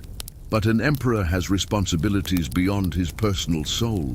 If an enemy strikes the empire and the emperor turns the other cheek rather than defending his people, he fails in his God-given duty.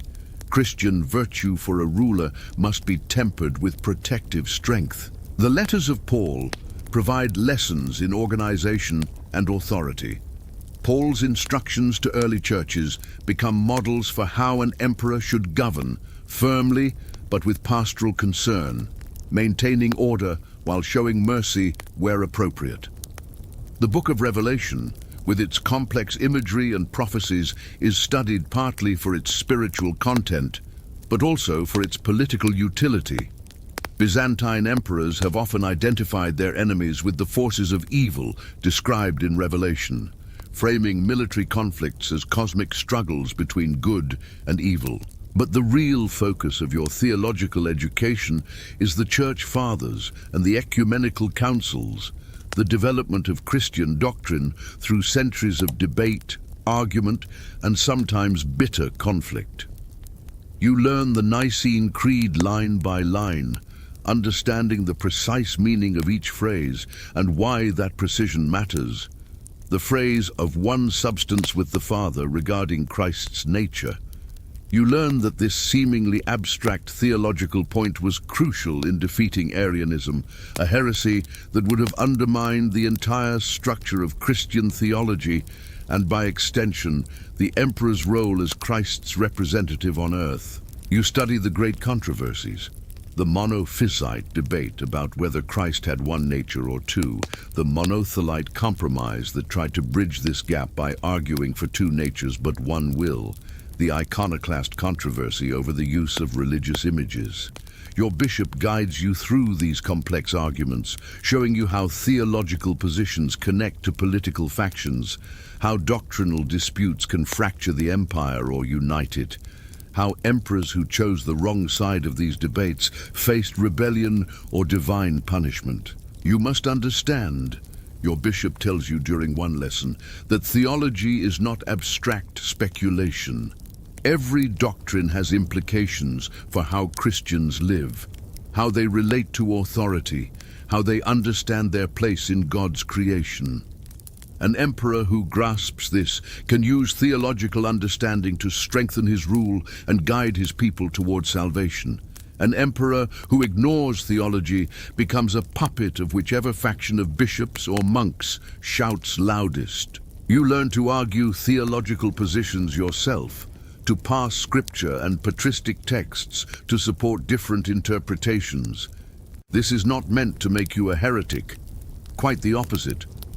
By learning to construct theological arguments, you develop the ability to recognize when someone else's theology serves political rather than spiritual purposes, when what is presented as divine truth is actually factional maneuvering. You are being trained to be able to debate bishops on equal terms, to assess theological claims, to make decisions about doctrine that will affect the entire Orthodox Christian world. Military education forms another essential pillar of your preparation. An emperor need not be the greatest warrior in the empire. That is what generals are for.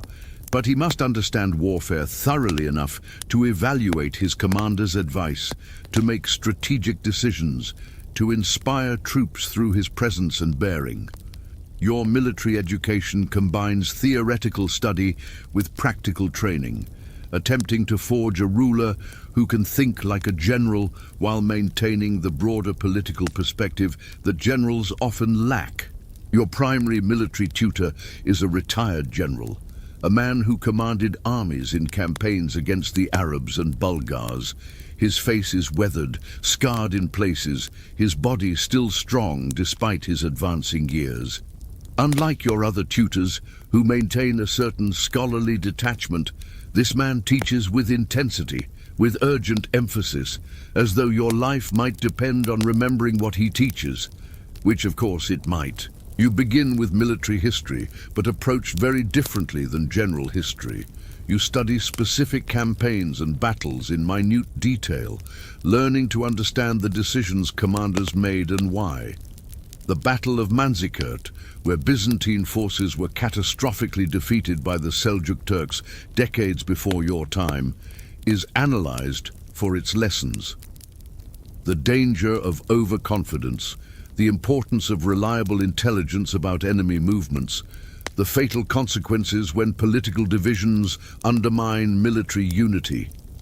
Your tutor has you recreate the battle using wooden pieces on a table carved with terrain features, making you play both sides, understanding how each commander saw the situation and what options they considered.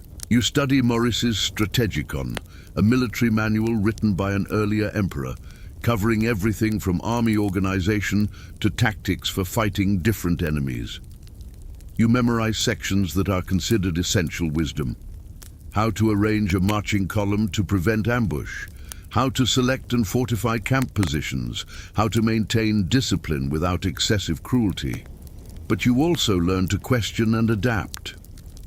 Maurice's work is excellent, your tutor says, but warfare evolves. The enemies we face now fight differently than those Maurice knew. You must understand principles deeply enough to apply them to new situations, not simply memorize specific instructions. The practical training begins modestly. You are perhaps 11 or 12 when you first begin serious military exercises, and these start with basic physical conditioning. You run laps around a courtyard designated for this purpose, your tutor timing you, insisting on improvement week by week. You do exercises to strengthen your arms and core, lifting weights, pulling yourself up on bars, holding difficult positions until your muscles shake. The training is demanding but carefully monitored. You are being strengthened, not injured. A physician checks you regularly, ensuring the training is appropriate for your growing body. Horsemanship receives special attention. An emperor must be able to ride and ride well, not just for practical transportation, but as a display of martial competence. You are taken to a private section of the palace stables, where horses selected for their gentle temperaments, but also their quality weight. Your first instructor in riding is patient, teaching you to approach the horse calmly, to let it smell your hand, to mount smoothly without startling the animal. You spend hours in the saddle, initially just walking in circles, learning balance, learning to move with the horse rather than against it. As your skill improves, the exercises become more complex. You trot, then canter, then gallop. You learn to control the horse with subtle movements of your legs and shifts in your weight, keeping your hands steady on the reins. You practice mounting quickly, as you would need to in an emergency. You learn to ride while wearing armor, first light armor, then heavier equipment, feeling how the added weight changes your balance, how you must compensate. Eventually, you practice combat exercises from horseback, striking at posts with a wooden sword, throwing blunted javelins at targets, wheeling your horse in tight turns as if maneuvering in battle. The sword training begins with wooden practice weapons and takes place in a covered area where you cannot be easily observed from outside. Your instructor is a guardsman, chosen not just for his skill, but for his ability to teach, to explain techniques clearly, to recognize which approaches work best for your body and temperament. You learn first the basic strikes: overhead, diagonal from both sides, horizontal, thrust. Each movement is practiced thousands of times until it becomes reflexive, until your body knows what to do without your mind consciously directing it. Then come defensive techniques: blocking, parrying, evasion. You learn to read your opponent's body, to see the tension in shoulders or hips that precedes a strike, to react before the actual blow comes. You learn footwork, understanding that sword fighting is as much about positioning as about the blade itself. You practice combinations, flowing from defense to offense, from one attack to another, in sequences that have been refined by centuries of Byzantine martial tradition. Eventually, you spar with your instructor, slowly at first, with him carefully controlling his speed and force so that you can practice without risk of real injury. Even so, you get bruised, your forearms aching from blocked strikes, your shins occasionally taking accidental impacts. You learn what it feels like to be hit, to keep fighting through discomfort. Pain, your instructor tells you, is instructive. In real battle, you will be hurt. Men who panic at the first wound often die. You must learn to fight through pain, to stay calm, to continue thinking even when your body wants to flee. Archery is taught as well, though less intensively. You learn to draw a bow properly, to aim, to loose arrows at targets set at various distances. You will never be a master archer that requires years of constant practice from childhood, but you achieve basic competence. More importantly, you learn to appreciate the difficulty of archery, to understand what you are asking when you command units of archers to perform certain feats in battle. Your education takes place not only in formal lessons, but through association with various palace figures who serve as informal mentors, shaping your understanding of how the empire actually functions behind its ceremonial facade. Chief among these are the eunuchs, those men castrated before puberty who occupy a unique position in Byzantine society, unable to father children and thus unable to threaten the dynasty, yet capable of rising to positions of tremendous power and influence. The head eunuch of your household, a man who has served the imperial family for 4 decades, becomes one of your most valuable teachers, though his lessons are rarely formal. He is present constantly, overseeing the attendance, managing your schedule, serving as intermediary between you and various court officials. You watch him work, and in watching, you learn. You learn, for instance, how power can be exercised subtly. The head eunuch never commands directly, never raises his voice, yet the household runs with extraordinary efficiency. Attendants anticipate his wishes. Problems are solved before they become visible. You gradually realize that this man has cultivated a network of loyalty and obligation throughout the palace, that he knows everyone, remembers everything, and uses this knowledge with surgical precision. When he makes a suggestion, perhaps the young prince should meet with the logothete of the treasury this week. It is not really a suggestion. It is instruction cloaked in courtesy, but no less effective for its gentle delivery. You learn about factionalism and how to navigate it. The palace teems with competing interests, military officials who want more resources for defense, civilian bureaucrats who prefer investment in infrastructure, church leaders who advocate for religious projects, various noble families jockeying for imperial favor.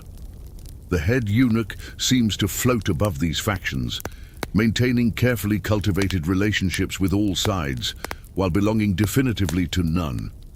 He teaches you, mostly through example and occasional subtle comments, how to read the tensions between groups, how to balance their demands without being captured by any single faction. He teaches you about information and its value. Knowledge is power, he tells you once, but so is the perception of knowledge. If people believe you know something, they will behave as if you do, even if you don't. And sometimes, letting people think you are ignorant can be equally valuable. They become careless, say things in your presence they would guard if they thought you understood. You learn to watch and listen without appearing to ask questions that seem innocent, but reveal much in their answers, to maintain the mask of youthful naivety even as you absorb and analyze everything around you. Other eunuchs teach you different lessons. The keeper of the imperial wardrobe, who manages the vast collection of ceremonial garments and regalia, teaches you about symbolism and display. Every color means something, he explains while showing you various robes. Every jewel has associations. When you appear before foreign ambassadors, your clothing speaks before you do. It reminds them of Byzantine power, wealth, continuity. Even if the empire faces difficulties, even if the treasury is depleted, the emperor appears in splendor, and the appearance shapes perception. You learn about the eunuch's own complex culture, their internal hierarchies, their sophisticated understanding of court politics. These men cannot be emperors themselves. Their castration excludes them from the succession. But they can serve emperors, guide them, sometimes control them. They have witnessed multiple reigns, survived palace coups, adapted to changing circumstances while maintaining their positions. Their institutional memory is vast, and they share it with you, teaching you the patterns that repeat across generations, the mistakes that young emperors commonly make, the strategies that have proven effective over centuries. Several times each year, retired or active military commanders visit the palace and are granted time with you. These sessions are informal compared to your regular lessons, more like conversations than instruction, but they are no less educational. These men have commanded in actual battles, have faced real enemies, have made decisions where lives hung in the balance. They bring perspectives your tutors cannot provide. A general who fought in the eastern campaigns against the Arabs sits with you in a small receiving room, speaking with the quiet confidence of someone who has proven himself repeatedly. He tells you stories, not boastful tales of personal heroism, but accounts of campaigns that illustrate strategic principles. He describes a siege where his forces were outnumbered but held a fortified position for months, exhausting the enemy's supplies and will until they withdrew. Patience, he tells you, is often a greater virtue than courage. Everyone admires the dramatic charge, the heroic assault. But more wars are won by simply enduring, by having slightly more resources and slightly more discipline than your opponent, and using them wisely. He teaches you about logistics, the unglamorous but essential work of keeping armies fed, equipped and healthy. For every soldier at the front, he explains, there must be perhaps 2 or 3 more in the supply chain behind him.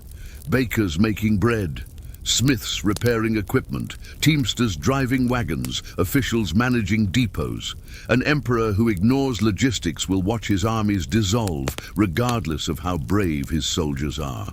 Another commander, a man who specialized in fighting the Bulgars in the northern territories, teaches you about irregular warfare and raiding. The Bulgars don't fight like us, he says. They don't hold fixed positions or commit to decisive battles unless circumstances are overwhelmingly in their favor. They raid, withdraw, raid again. Fighting them requires different tactics, rapid response forces, fortified strongpoints, networks of watchtowers and signal fires. You can't defeat them in one great battle.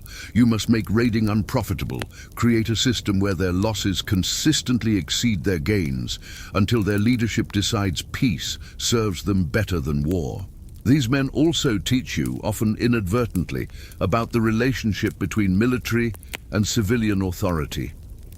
You notice tensions sometimes, frustration when they describe how political considerations overruled military recommendations, how resources they requested were denied or redirected to other purposes, but they are careful, these generals, never openly criticizing imperial decisions. They channel their frustration into lessons. An emperor must balance many needs. The general only sees his specific campaign, but the emperor sees the whole empire. Sometimes a general must accept less support than he would like, because other frontiers require attention, or because the treasury cannot supply all demands simultaneously. You learn from these conversations that commanding respect from military men requires demonstrating understanding of their world, speaking their language, showing that you appreciate their expertise while maintaining your authority to make broader decisions. An emperor who appears ignorant of military matters will be despised by his generals, but an emperor who pretends to expertise he lacks will be equally disdained. The balance is delicate. Informed competence without presumption, respect for professional military judgment, combined with ultimate civilian control.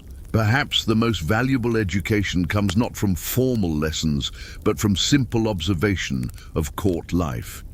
You are increasingly brought to court functions, though usually placed in peripheral positions where you can watch without being central to events. You attend audiences where foreign ambassadors present themselves to the emperor. You observe court ceremonies. You sit in on meetings between your father or grandfather and his advisors, listening silently while matters of state are discussed. From these observations, you learn to read people, their body language, their tone, the things they leave unsaid. You watch an ambassador from a Western kingdom prostrate himself before the throne, and your tutor later explains the calculation behind such submission. He humiliates himself in this moment to secure advantages in negotiation. His king wants Byzantine gold, Byzantine military assistance against rivals. The price of that aid is acknowledging our superiority. He pays the price because it gains him more than it costs. You learn to notice factional alignments. Certain officials always seem to support each other's positions, while others routinely oppose each other. You begin to see the court not as a unified body serving the emperor, but as a complex ecosystem of competing interests held in tension by imperial authority. You see how skillful emperors balance these factions, sometimes supporting one to check another, sometimes forcing compromise by withholding favor from all sides until they find common ground. You observe how information is managed and controlled. Announcements are made with careful timing to shape perception. Bad news is delivered alongside positive developments to soften its impact, or released when the court is distracted by ceremony or celebration. Rumors are sometimes deliberately spread to test reactions before announcing actual policy. You begin to understand that governing involves not just making decisions, but managing how those decisions are understood, creating narratives that make them appear wise, just, inevitable. You learn about patronage and loyalty. You notice which officials receive honors, which are granted lucrative positions, which are sent to remote provinces, essentially exiled, though never formally called such. You see how loyalty is rewarded, how useful servants are promoted, how potential threats are neutralized through honor that is really control. A dangerous general becomes less dangerous when given a ceremonial position that keeps him at court under observation rather than commanding armies in distant territories. You learn the language of indirect communication. At court, direct statements are often dangerous. Criticism is veiled in elaborate courtesy. Disagreement is expressed as humble suggestions that perhaps alternative approaches might merit consideration. Promises are hedged with qualifications. Threats are implied through allusions to history, to what happened to others who made similar mistakes.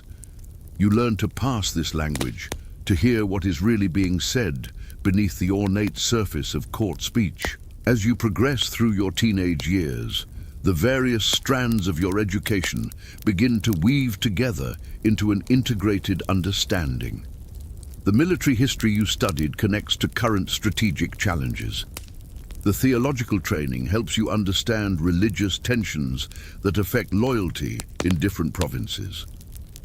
The classical literature provides allusions and references that mark you as educated when speaking with scholars or foreign dignitaries. The physical training gives you presence, confidence in your own body that translates into more assured bearing in all situations. Your tutors begin to test you with complex scenarios that require synthesizing knowledge from multiple areas. The Venetians have requested trading privileges in exchange for naval support against Arab raiders. They demand reduced customs duties and permission to establish a permanent merchant quarter in Constantinople. Construct arguments for accepting their terms, for rejecting them, and for offering a counter-proposal. Consider military, economic, theological, and political factors in your analysis. You work through such scenarios carefully, drawing on everything you have learned. Military value of Venetian ships versus the risk of depending on foreign naval power. Economic benefit of trade versus the danger of allowing foreigners to establish a power base within the capital. Theological complications of close association with Catholics who recognize the Pope rather than acknowledging the primacy of the Orthodox Patriarch. Political implications, how different court factions will react, which you might offend or please by your decision. Your answers are never simple yes or no. You learn to present nuanced positions that acknowledge complications, that show you have considered multiple perspectives, that demonstrate the weighing of competing interests that characterizes actual governance. Your tutors nod approvingly when you hedge your conclusions with appropriate qualifications, when you note that additional information would be valuable before making a final decision, when you suggest that circumstances might require different approaches at different times. You are being taught to think like an emperor, not just to know things, but to use knowledge practically, to see connections and complications, to understand that most decisions involve trade-offs rather than clear right answers. The confidence this brings is real, but also sobering. As your understanding deepens, you become increasingly aware of how difficult actual governance will be. How many problems have no good solutions, only choices between different types of harm or benefit. The intensity of this education takes its toll. By your mid-teens, you have very little time that is truly your own. Your days are consumed by lessons, by observation, by practice and exercise and study. You fall into bed exhausted each night, your mind still churning through the day's material. Sleep sometimes brings dreams where you are still studying, still being tested, still under observation. The pressure occasionally breaks through your carefully maintained composure. You might snap at an attendant over something trivial, then immediately feel guilty. You might struggle with a concept that your tutor expects you to grasp more quickly, frustration building as explanation after explanation fails to produce the understanding demanded. You might sit through a court function struggling to maintain focus, your mind wandering, until a sharp glance from a supervisor reminds you that you are always being watched, always being assessed. But there are also moments of genuine intellectual pleasure. Sometimes a concept that seemed opaque suddenly becomes clear, and you feel the rush of understanding, the satisfaction of mastery. Sometimes a tutor praises your analysis of a complex problem, and the praise feels genuinely earned, not mere flattery. Sometimes you successfully apply something learned months earlier to a new situation, making connections your tutors hadn't explicitly pointed out, and you feel the particular pleasure of independent thought, of your mind working as it has been trained to work. You are becoming formidable, not yet fully formed, but clearly being shaped into something powerful and capable. Your knowledge base is vast, your analytical skills honed, your physical presence increasingly commanding. When you enter a room, people notice, not just because of your rank, but because of something in your bearing, the way you carry yourself, the intelligence evident in your gaze. And yet the cost is steep. You have had no real childhood in any conventional sense, no period of irresponsibility or play or simple growth. You have been in training since birth, molded and directed and controlled. The person you are becoming is magnificent in its way, educated, capable, prepared for extraordinary responsibility. But who you might have been without this intensive, comprehensive, suffocating preparation remains forever unknown, a ghost of possibility that sometimes haunts you in quiet moments. The education continues day after day, year after year, building the structure of an imperial mind upon the foundation of an imperial childhood. The process is nearly complete. You are almost ready. Soon you will emerge from preparation into reality, from student to heir to ruler. The cage is opening, but only to admit you to a larger cage, more complex but no less constraining. The education that has consumed your youth will serve you and the empire for decades to come, if you survive, if you prove worthy, if God and circumstances and your own carefully trained capabilities prove sufficient to the immense demands ahead. Hello and welcome. Find yourself a comfortable position, somewhere quiet where you can let the day fade away behind you.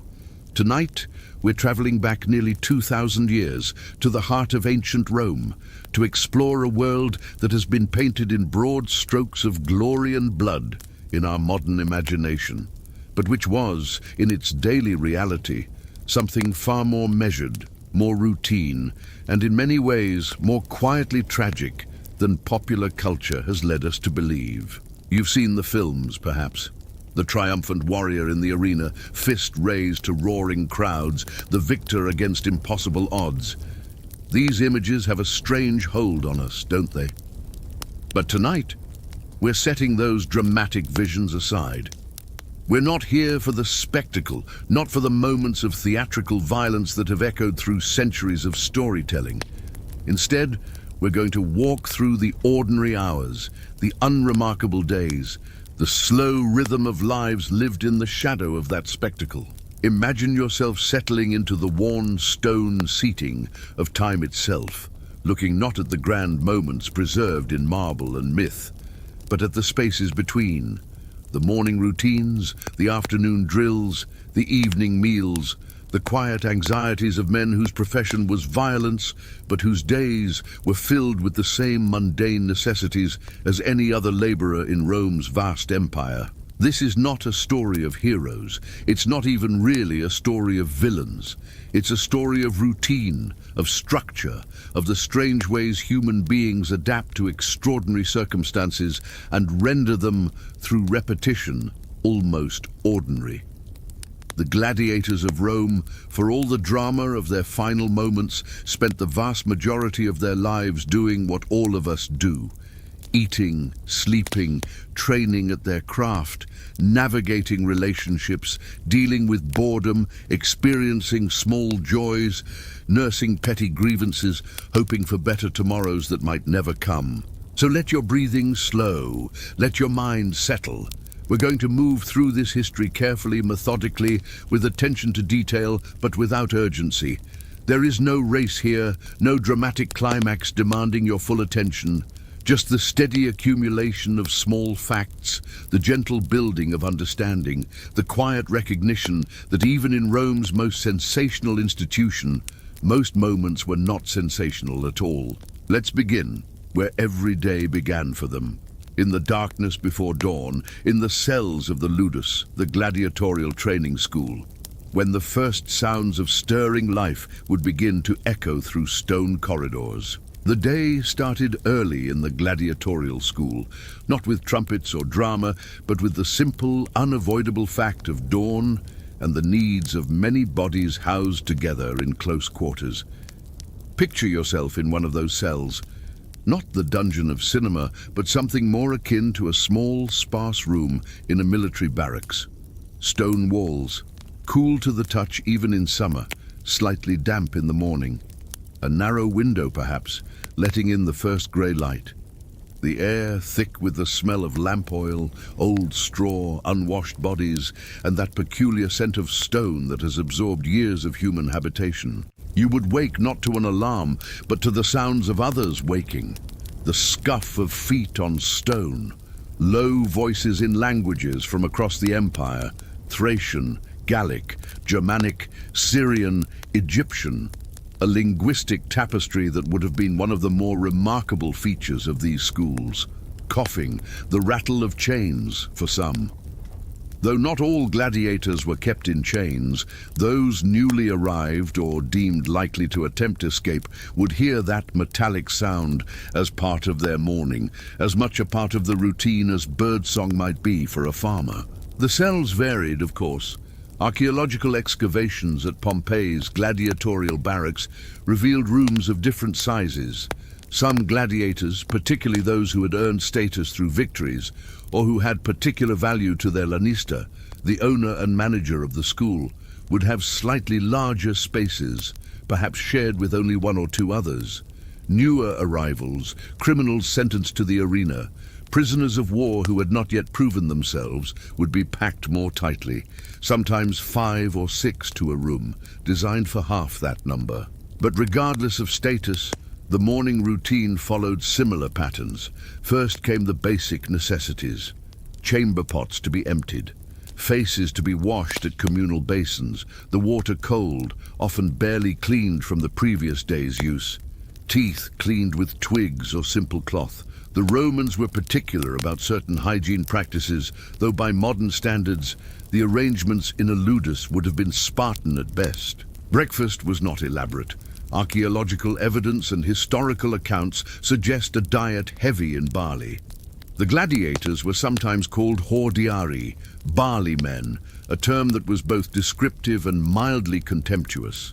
They ate a porridge, thick and filling, made from barley meal mixed with water or sometimes milk, occasionally flavored with beans, dried fruit, or a bit of honey if the lanista was feeling generous or if a particular fighter needed to be kept satisfied. This diet had a purpose beyond simple economy. Barley, consumed in the quantities gladiators ate it, produced a layer of subcutaneous fat. This fatty layer, researchers believe, served as a kind of natural padding, offering some protection against the surface cuts that were common in gladiatorial combat. A sword slash that might cause bleeding and pain would, if it hit this layer of fat rather than cutting deep to muscle, be less likely to incapacitate. It was a practical adaptation, this cultivated padding, though it meant carrying extra weight and maintaining a body that was, by necessity, both strong and somewhat heavier than one might expect. Imagine the taste of that barley porridge, day after day. The same texture, the same bland, earthy flavor. Occasionally varied, but fundamentally the same meal repeating through months and years. The wooden bowl in your hands, worn smooth by use. The sounds of others eating around you, some in silence, others making low conversation. The knowledge that this meal, unremarkable as it is fuel for the day's labor ahead. After breakfast came the first training session of the day. The gladiators would file out into the training courtyard, the palace area, where wooden practice posts stood waiting. These posts, about the height and width of a human torso, were the gladiators' primary training partner. They did not move, did not fight back, did not offer the unpredictability of a real opponent, but they were reliable and tireless, and against them, a fighter could practice the same strike hundreds, thousands of times, until muscle memory rendered conscious thought unnecessary. The training was supervised by doctors, instructors who were themselves former gladiators, men who had survived long enough to transition from fighter to teacher.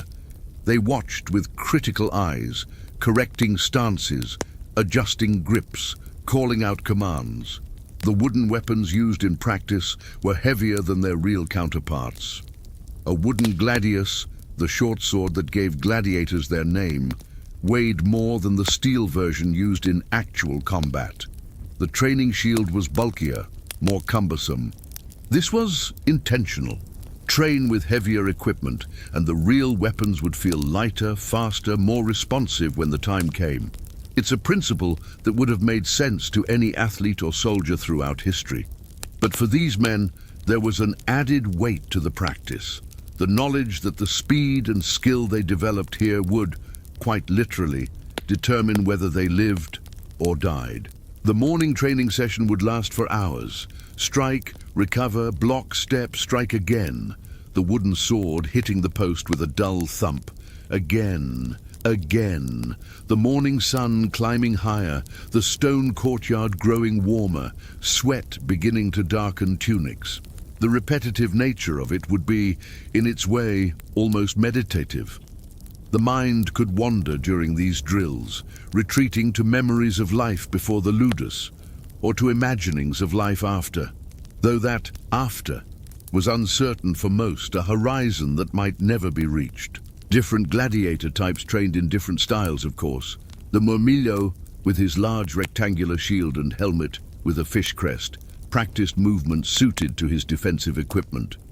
The Thraex, with his smaller rectangular shield and curved sword, worked on different angles of attack. The Retiarius, perhaps the most distinctive type, trained without helmet or heavy armor, his weapons a trident and weighted net, his defense relying on mobility and distance. Each type had its traditional opponent, its typical matchup, and the training reflected these anticipated encounters. Around mid-morning, a break. Water drawn from the school's well or cistern passed around in shared ladles. Moments of rest in whatever shade could be found. Conversations sometimes. Friendships did form in these schools, though always with the complicated understanding that friends might one day face each other in the arena. Historical accounts mention gladiators who refused to fight comrades, who threw down their weapons rather than strike someone they'd trained alongside for months or years. These were the exceptions, but they existed. Small acts of loyalty or conscience within a system that didn't much value either. The midday meal was similar to breakfast, though perhaps slightly larger. More barley, sometimes supplemented with vegetables, onions, garlic, legumes. Meat was rare in the gladiatorial diet, interestingly.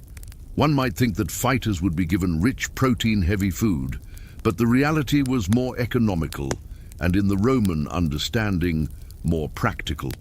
The barley-heavy diet was cheaper to provide in bulk, and as mentioned, it served that protective purpose with the fat layer it helped maintain. Afternoons brought different types of training.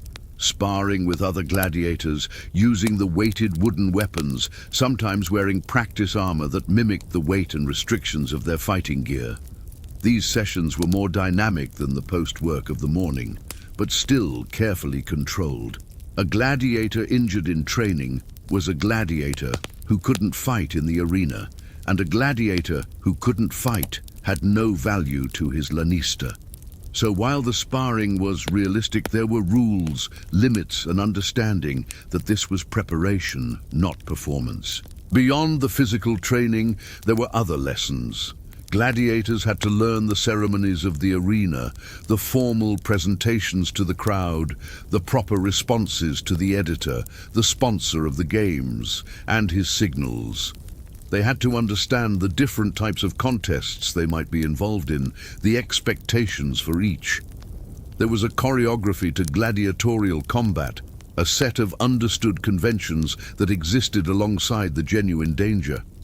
It wasn't scripted in the modern sense, the outcomes weren't predetermined, but there were forms to be followed, a structure to the violence that made it comprehensible to spectators. The late afternoon often brought rest periods. Not luxurious rest, but necessary recovery. Bodies needed time to repair from the morning and afternoon exertions.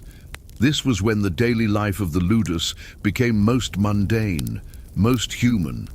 Some gladiators would tend to minor injuries, wrapping sore muscles or treating blisters.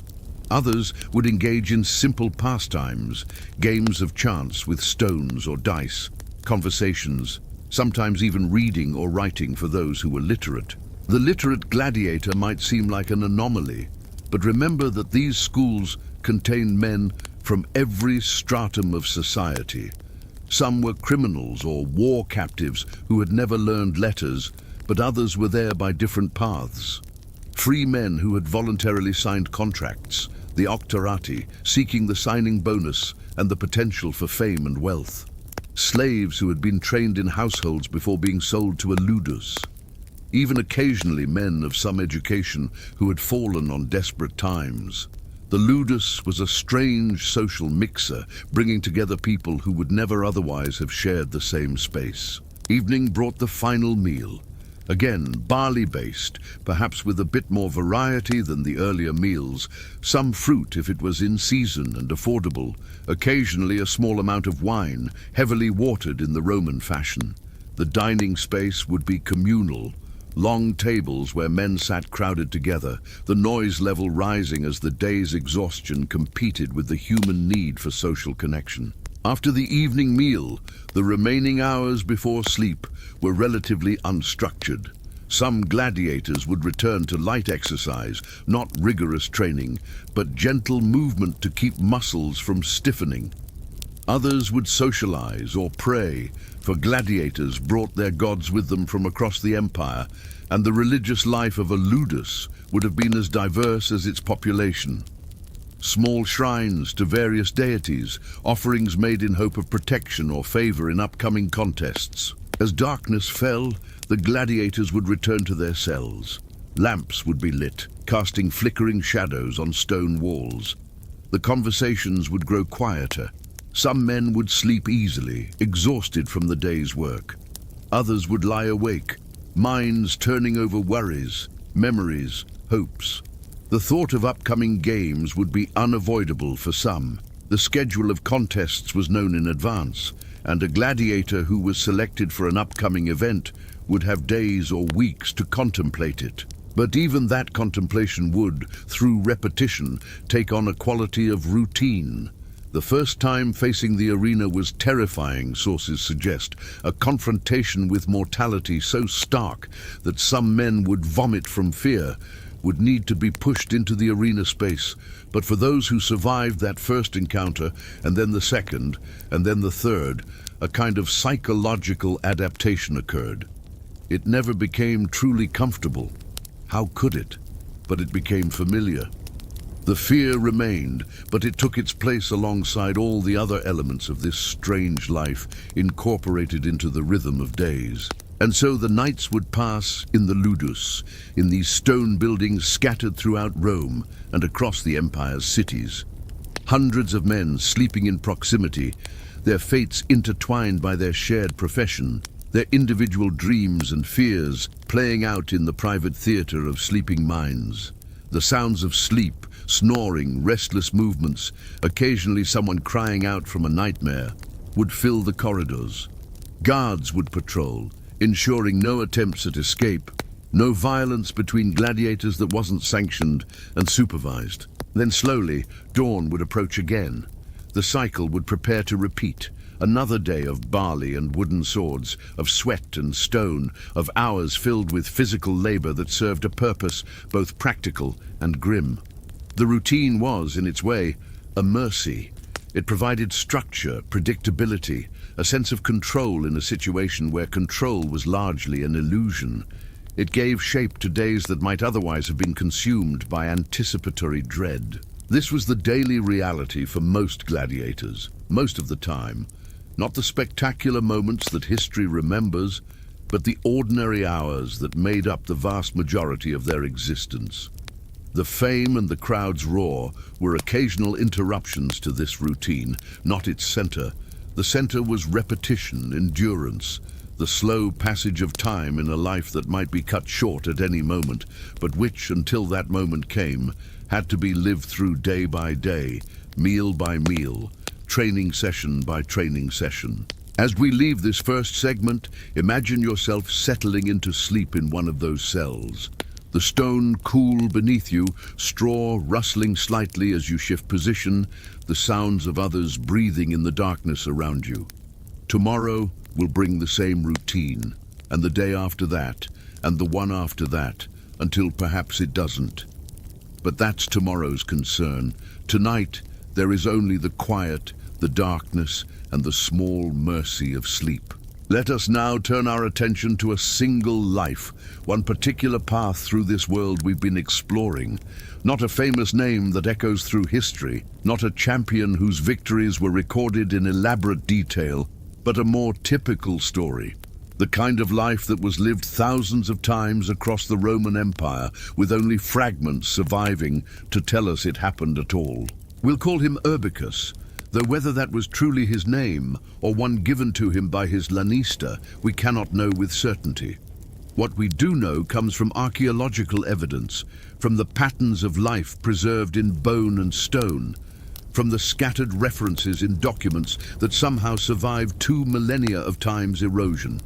His story is partly reconstruction, partly interpolation, but grounded in the material realities that research has revealed. Urbicus began his life, we believe, somewhere in what the Romans called Germania Superior, the Upper Rhine region, in a territory that today might fall somewhere along the border between modern Germany and France. The year would have been around 125 CE, during the reign of Emperor Hadrian, a time when the empire was at its greatest extent, its borders held by legions stationed in fortified camps along rivers and through forests that seemed endless to Mediterranean minds. Imagine the village where he grew up.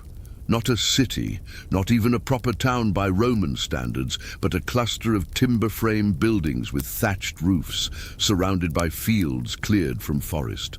The smell of wood smoke would have been constant, drifting from hearths that burned day and night. The sound of Germanic languages, rough to Roman ears, but to young Urbicus simply the sound of human speech, as natural as breathing. His childhood would have been spent in labor, This was not an era or a place that afforded children extended periods of play and learning. From the time he could walk steadily, he would have had tasks: feeding chickens, gathering firewood, helping with the planting and harvest.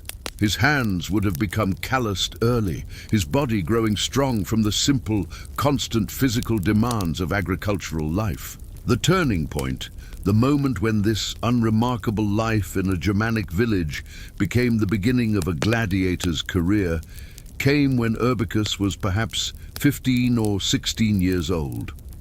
The specifics are lost to history, but the general pattern is well documented. A Roman military action, perhaps a punitive raid in response to some minor border incident, perhaps a larger campaign. Legionaries moving through the territory, professional soldiers whose discipline and equipment gave them overwhelming advantage against tribal warriors. The village would have had little warning. The sound of marching feet, the glint of sunlight on metal, the sudden organized violence of trained soldiers executing their orders. Urbicus, we imagine, tried to run. Most young men would. But the Romans were efficient at this, practiced at capturing populations for various purposes: slavery, resettlement, or in the case of young, healthy males, potential gladiatorial material. The journey to Italy would have taken weeks, possibly months. Chained, walking for miles each day, part of a long column of captives being moved south toward Rome. The landscape transforming gradually from the cool, forested north to the warmer, drier lands around the Mediterranean. For someone who had never traveled more than a day's walk from his birthplace, every mile would have been strange, disorienting, a steady removal from everything familiar. Try to imagine that journey from inside Urbicus's experience. The pain of walking day after day with inadequate foot covering, blisters forming and breaking and forming again. The inadequate food, just enough to keep captives moving, but nothing more. The night sleeping on hard ground, chained to prevent escape. The gradual loss of hope that this was temporary, that someone would rescue them, that they would wake up and find it had been a terrible dream. And the language barrier. Urbicus would have spoken no Latin, or at best a few words picked up from traders who occasionally came through his region. The orders shouted at him, the conversations between guards that might have contained information about his fate, all of it would have been incomprehensible noise. This linguistic isolation is something we can easily overlook, but it would have been profoundly alienating, cutting him off from understanding even basic information about what was happening to him. 2. Upon arrival in Rome, and the first sight of that city must have been overwhelming, its scale beyond anything in his experience, Urbicus would have been sold. The slave markets of Rome processed thousands of people, and the dealers had practiced eyes for different kinds of potential. Too old, too weak, too damaged by the journey, these would go to agricultural work or mines, hard lives but anonymous ones. Young, strong, male, with the build that suggested he could be trained for combat, these would be purchased by Lanistai, the entrepreneurs who ran gladiatorial schools. The price paid for Urbicus would have been noted in an account book somewhere, a number in sestertii that represented the Lanista's investment and would need to be recouped through his eventual performances in the arena. This economic reality underpinned everything that would follow. Urbicus was now property, but valuable property, an asset to be developed.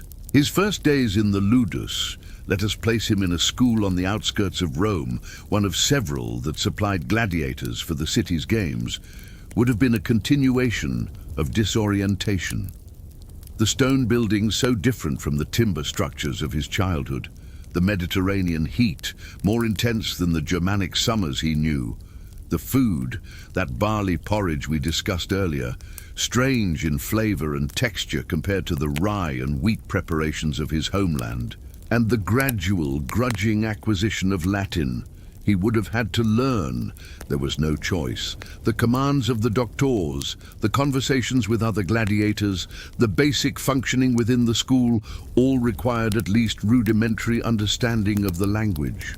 Some gladiators remained in their linguistic communities, speaking Thracian with other Thracians, Germanic languages with other Germanics, but Latin was the common tongue, the bridge that allowed minimal communication across the Ludus's diverse population. The training would have been initially overwhelming. Urbicus had physical strength from his agricultural upbringing, but the specific demands of gladiatorial combat were different. The stances felt unnatural at first, the movements counterintuitive. The wooden practice weapons were heavy in ways that made his arms ache after minutes.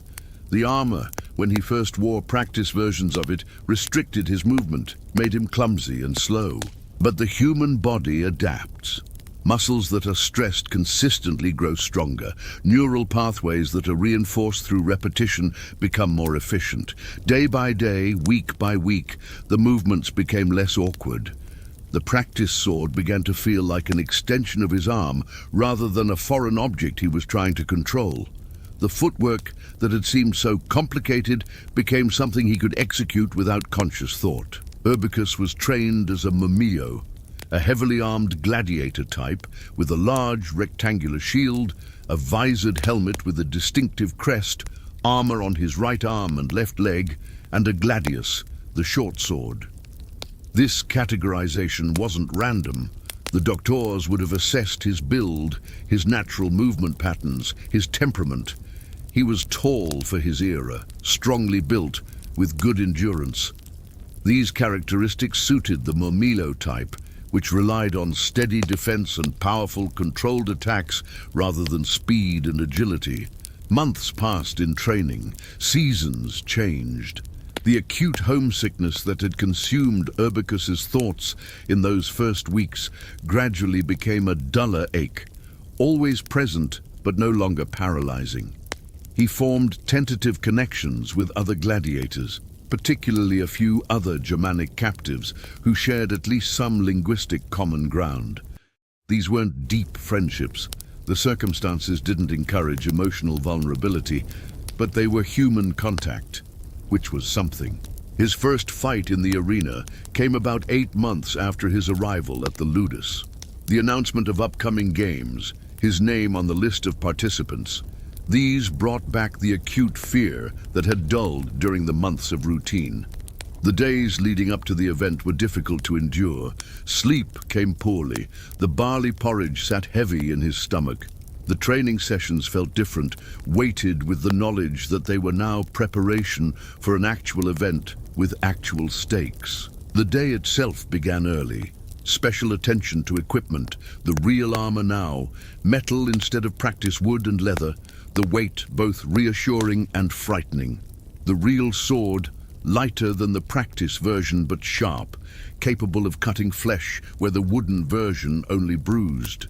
The other gladiators scheduled for the day's games, all moving through their own private experiences of anticipation and fear. The journey to the arena, likely the Colosseum itself, though possibly one of Rome's smaller amphitheaters, would have been through streets crowded with people heading to the games. Citizens in their togas, families with children, vendors selling snacks and drinks, the casual buzz of people anticipating entertainment. For Urbicus, moving through this crowd in the gladiator's wagon, the disconnect between his internal experience and their external excitement must have been profound. The waiting areas beneath the arena were dim, cool, smelling of animal musk and human sweat, and the metallic tang of old blood that had soaked into stone over years. The sounds from above, the crowd's noise like the roar of wind or water, filtered down. Other events were happening first, animal hunts perhaps, or executions of criminals. Each passing hour was another hour closer to his moment. When the call came, Urbicus and his opponent, another novice mumillo we can imagine, making it a same-type match which was less common but sometimes featured for variety, would have been led up through the passages into the sudden brightness and noise of the arena proper. The scale of it, the tens of thousands of faces rising in tears, the collective sound of their voices creating something that was almost physical in its pressure. This would have been stunning, overwhelming, briefly pushing aside fear with simple sensory overload. The formalities came first. The presentation to the editor, the ceremonial salute, the crowd's reactions, some cheering, some indifferent, going about conversations or eating. Not every person in the arena gave their full attention to every moment. Then the attendants withdrew, leaving just 2 men with weapons in the sand. The fight itself, and we can only imagine the specifics, but we know the general patterns, would not have been the choreographed performance of films. It would have been hesitant, careful, both men terrified, feeling out each other's capabilities. The Mamilio style emphasized defense, so there would have been long moments of circling, shields raised, neither wanting to commit to an attack that might leave an opening. The engagement, when it came, would have been brief exchanges followed by retreats, the clash of metal on metal or metal on wood. The physical exertion quickly exhausting, the armor and weapons heavy, the adrenaline burning through energy reserves.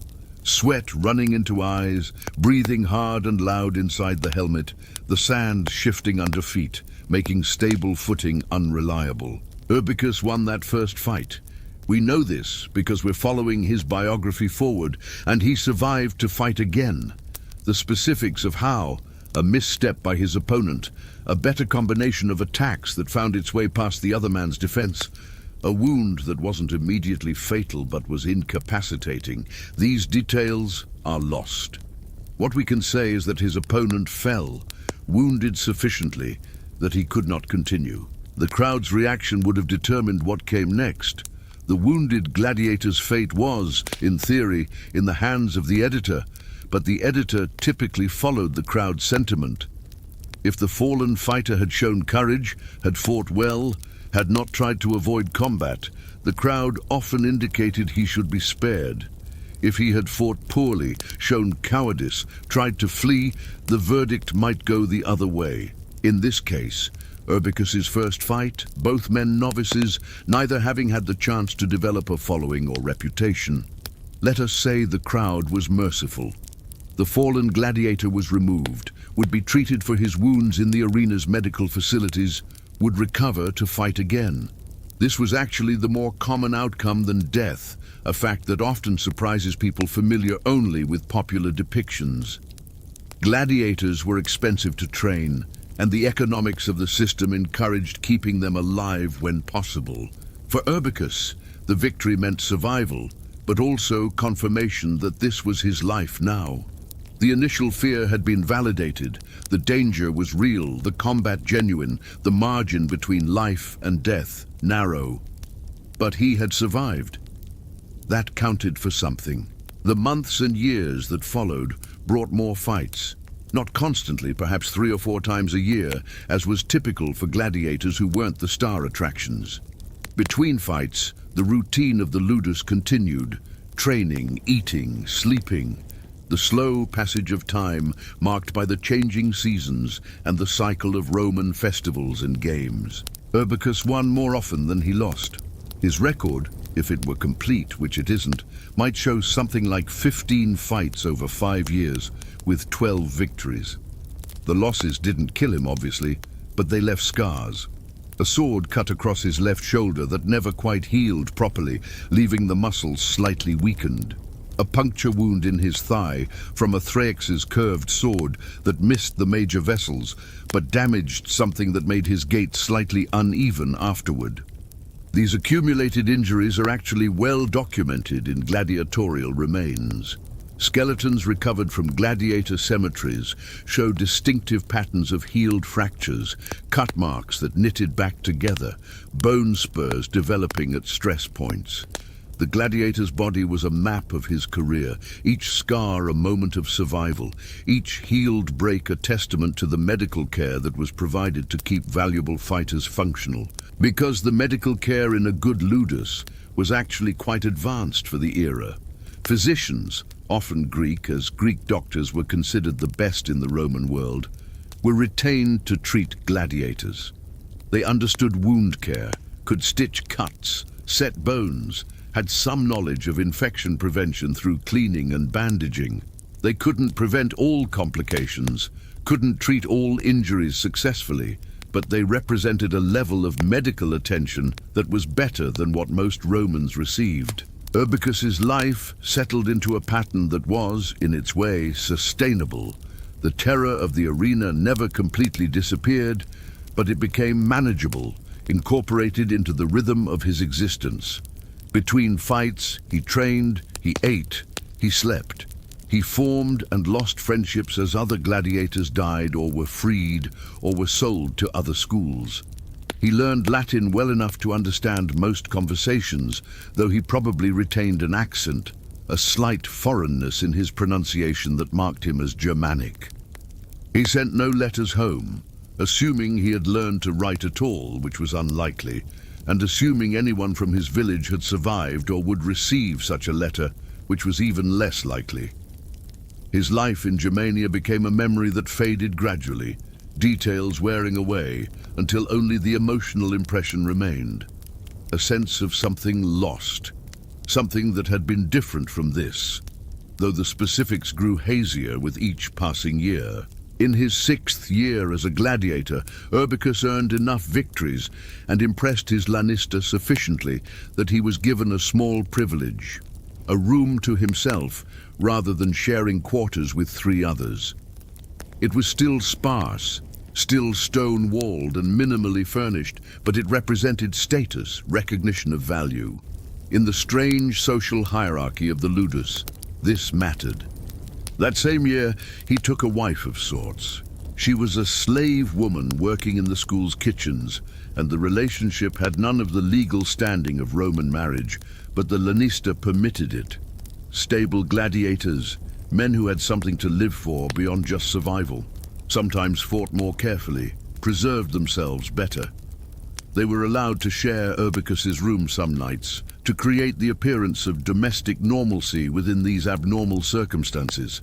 Her name was Fortunata, which meant lucky, though the irony of that name in a gladiatorial school's kitchen was probably not lost on either of them.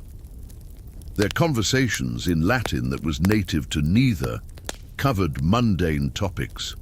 The quality of the latest barley shipment, the rumor that a famous gladiator was being brought in for upcoming games, the weather, the small world of the ludus and its daily concerns, because that was the world they inhabited, and those were the concerns that filled days. Urbicus's last fight came in his 7th year.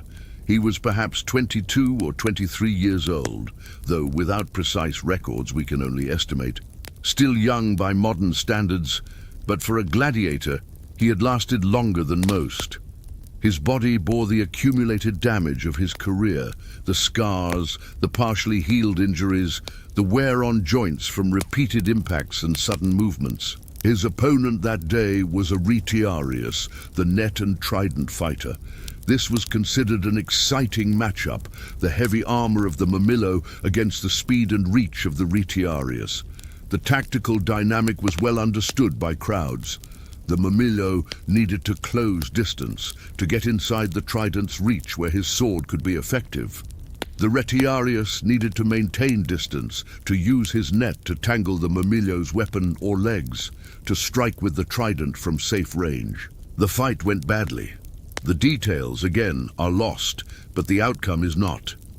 The retiarius's net caught Urbicus's sword arm. In trying to free himself, he stumbled, and the trident found a gap in his armor, perhaps under the arm, perhaps at the neck, one of the vulnerable points that armor necessarily left exposed for movement. The wound was serious. Urbicus fell, unable to continue. The crowd's verdict we cannot know, but given his record, his years of service, it might well have been merciful. But the wound itself did not allow mercy. The arena physicians did what they could, but the damage was too severe. Urbicus died within hours of leaving the sand in the medical rooms beneath the arena as the games continued above.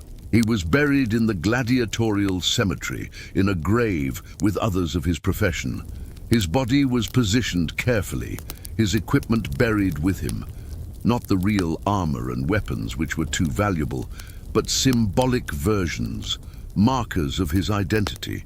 A small gravestone might have been erected, possibly paid for by Fortunata from whatever small savings she had, or by fellow gladiators who contributed a few coins each. The inscription, if there was one, would have been simple. His name, his type, murmillo, his record. Perhaps a formula wishing the earth to rest lightly on him. Perhaps a phrase from his gods, or the neutral language that worked for any faith. Nothing elaborate, nothing that would distinguish him particularly from the dozens of other gladiators buried in the same ground. And that was the life of Urbicus, taken from a Germanic village as a teenager, trained as a gladiator, fighting for 7 years in various arenas, dying at 22 or 23 from wounds received in combat. His life touched perhaps a few hundred people directly. Fellow gladiators, trainers, the woman he loved in the way that was possible within their circumstances, the few spectators who might have remembered him from particularly good fights. 2,000 years later, we reconstruct his story from fragments, bones in archaeological excavations that show the injuries, training equipment found in the ruins of gladiatorial schools, administrative records that list expenses for equipment and food, inscriptions on gravestones. None of it tells us what Urbicus thought about his life, whether he found moments of contentment in it, whether he dreamed of escape or freedom, or simply of surviving one more fight. But the patterns of his days, those we can reconstruct with some confidence, and in understanding those patterns, we understand something about how human beings adapt to circumstance, how routine and structure provide psychological stability even in the most unstable of professions, how life continues its basic rhythms even when shadowed by constant danger. Let us shift our perspective now, moving forward through time to stand in the present, looking backward at what remains. The gladiators themselves are long gone, their voices silent, their individual experiences lost to the passage of centuries. But they left traces, in bone and stone, in artifacts buried and preserved, in the slow work of archaeological excavation that continues to reveal details about their world. Let us begin with the most direct evidence we have, the gladiators themselves, or rather what remains of them in the ground. The gladiator cemetery at Ephesus, in what is now Turkey, provides some of our most detailed information. Discovered in 1993 during construction work, the cemetery contained the remains of at least 67 individuals, buried between the 1st and 3rd centuries CE. The graves were not elaborate, simple burial plots, arranged in rows, the kind of organized but unpretentious final resting place that spoke to institutional management rather than individual commemoration. When archaeologists and forensic specialists examined these remains, they found what you might expect: evidence of violence, trauma, healing, and relatively young ages at death. But the details were more nuanced, more revealing than simple confirmation that gladiators led dangerous lives. Consider the bones themselves. Human bone is, in its way, a remarkably detailed record keeper. It responds to stress by becoming denser at points of repeated impact. It records injuries in the way it heals, laying down new bone tissue in patterns that trained eyes can read decades or centuries later. It shows nutritional history in its density and chemical composition. It reveals, through isotopic analysis of teeth formed in childhood, where a person grew up, what kind of water they drank, what their diet consisted of during their formative years. The Ephesus gladiators showed distinctive patterns. Their bones were denser than average at certain points, the right arm typically, the left leg, reflecting the stances and movements of combat training. The density suggested years of practice, the same movements repeated so many thousands of times that the skeleton itself adapted to the stress. The injuries preserved in bone told their own stories, cut marks that had healed, indicating survival of wounds that must have been quite serious at the time. Fractures, not the catastrophic breaks that would have ended a career, but smaller fractures, stress fractures, compression fractures, the accumulation of minor damage that accrued over years of training and fighting. Some skulls showed signs of blunt force trauma, impacts that had been survived, though possibly with lasting effects we cannot now measure. Interestingly, many injuries showed signs of excellent medical care. The alignment of healed fractures was often quite good, suggesting that bones had been properly set. Cut marks showed clean edges and healing patterns consistent with wounds that had been cleaned and closed, possibly stitched, reducing infection risk. This aligns with what we know from historical sources, that successful gladiatorial schools employed skilled physicians, that there was economic incentive to preserve fighters' health and functionality. But perhaps most revealing was what the bones told us about diet. Chemical analysis of bone composition, specifically the ratios of certain isotopes, allows researchers to reconstruct dietary patterns with surprising precision. The Ephesus gladiators showed a diet heavy in plant-based foods, grains primarily, which matches the historical references to barley consumption we discussed earlier, with relatively little meat protein. More specifically, they showed high levels of strontium, significantly higher than the general population of Ephesus. Strontium enters the body through plant consumption and is absorbed into bone tissue. High strontium levels suggested a diet very heavy in legumes, beans, lentils, and possibly mineral supplements. This led researchers to an interesting hypothesis. The gladiators were being given drinks containing dissolved bone ash or other calcium-rich substances, possibly mixed into their water or barley drinks. Why would this be done? The theory is that such supplements would help maintain bone density, speed healing of fractures, and provide the additional calcium needed to support the bone remodeling that constant training required.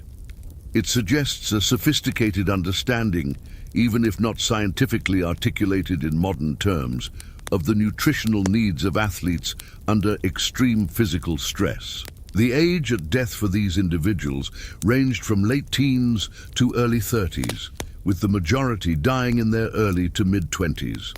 This aligns with Urbicus's story from our previous segment, a career of several years, then death before what we would consider middle age. A few lived longer, into their 30s, which in the context of gladiatorial combat represented remarkable survival, years of skill and perhaps luck that allowed them to outlast most of their peers. Moving beyond the bones themselves, let us consider what else archaeology has revealed about the physical spaces where gladiators lived and trained. The gladiatorial barracks at Pompeii, preserved by the eruption of Vesuvius in 79 CE, offer a uniquely complete picture. When archaeologists excavated the site, they found not just the structure, but the contents, equipment, personal possessions, even the remains of individuals who were present when the city was buried. The building was arranged around a central courtyard, a rectangular space where training would have occurred. Surrounding this courtyard were the cells we've discussed, varying in size, their doorways opening onto a covered colonnade that provided shade during the intense summer heat. The architecture was functional, designed for efficient management of a population that needed to be housed, fed, trained, and supervised. In one room, designated as an armory, excavators found weapons and armor. Not the stage props of movies, but real equipment, functional and showing signs of use. Helmets with dents, shields with repairs. The variety of equipment confirmed what historical sources had described. Different gladiator types, each with their distinctive gear, all maintained within a single school. More poignantly, personal items were found scattered through the barracks. Small oil lamps, the kind that would provide light in individual cells. Gaming pieces, carved from bone or simple stone, evidence of how time was passed during the long hours between training sessions. A few pieces of jewelry, nothing valuable, simple bronze rings or leather bracelets, but personal items nonetheless. Things that marked individual identity in a system that treated people as commodities. In one cell, excavators found something particularly moving, a child's toy, a small wooden figure, roughly carved. The interpretation is uncertain. Was this a gladiator with a child, permitted to have his family visit or live nearby? Was it a keepsake from a child left behind elsewhere? Was it simply a good luck charm, an object with private significance? We cannot know, but it serves as a reminder that these were complete human lives, with connections and histories beyond just their professional role. The human remains found at Pompeii's gladiatorial barracks have their own story to tell. When Vesuvius erupted, the gladiators, like everyone else in the city, had to make choices about flight or shelter. Some apparently tried to flee and were overcome by pyroclastic flows. Others sought shelter in the barracks itself, perhaps hoping the substantial stone structure would protect them. It did not. Among the remains was a body found in what appeared to be relatively wealthy female attire, jewelry that indicated some status. She was found in the gladiatorial barracks, in circumstances that suggested she had been there when the eruption occurred. The interpretation has been much debated. Was she a patron, a visitor to the games who happened to be present? Was she involved with one of the gladiators in some personal capacity? The evidence doesn't definitively answer these questions, but it hints at connections between the gladiatorial world and broader Roman society that were more complex than simple performer-audience relationships. Let us consider now the cultural aspects that archaeology reveals, particularly around death and commemoration. Gladiator gravestones found in cemeteries across the Roman Empire follow certain patterns. They typically identify the deceased by name, type of gladiator, and record. Wins, losses, and draws were sometimes recorded, providing a summary of career success. Some include age at death. Many include a formula phrase, dis manibus, to the spirits of the dead, the standard Roman acknowledgement of the deceased's passage to the afterlife. What's particularly interesting is who paid for these gravestones. Some were erected by fellow gladiators, pooling resources to honor a fallen comrade.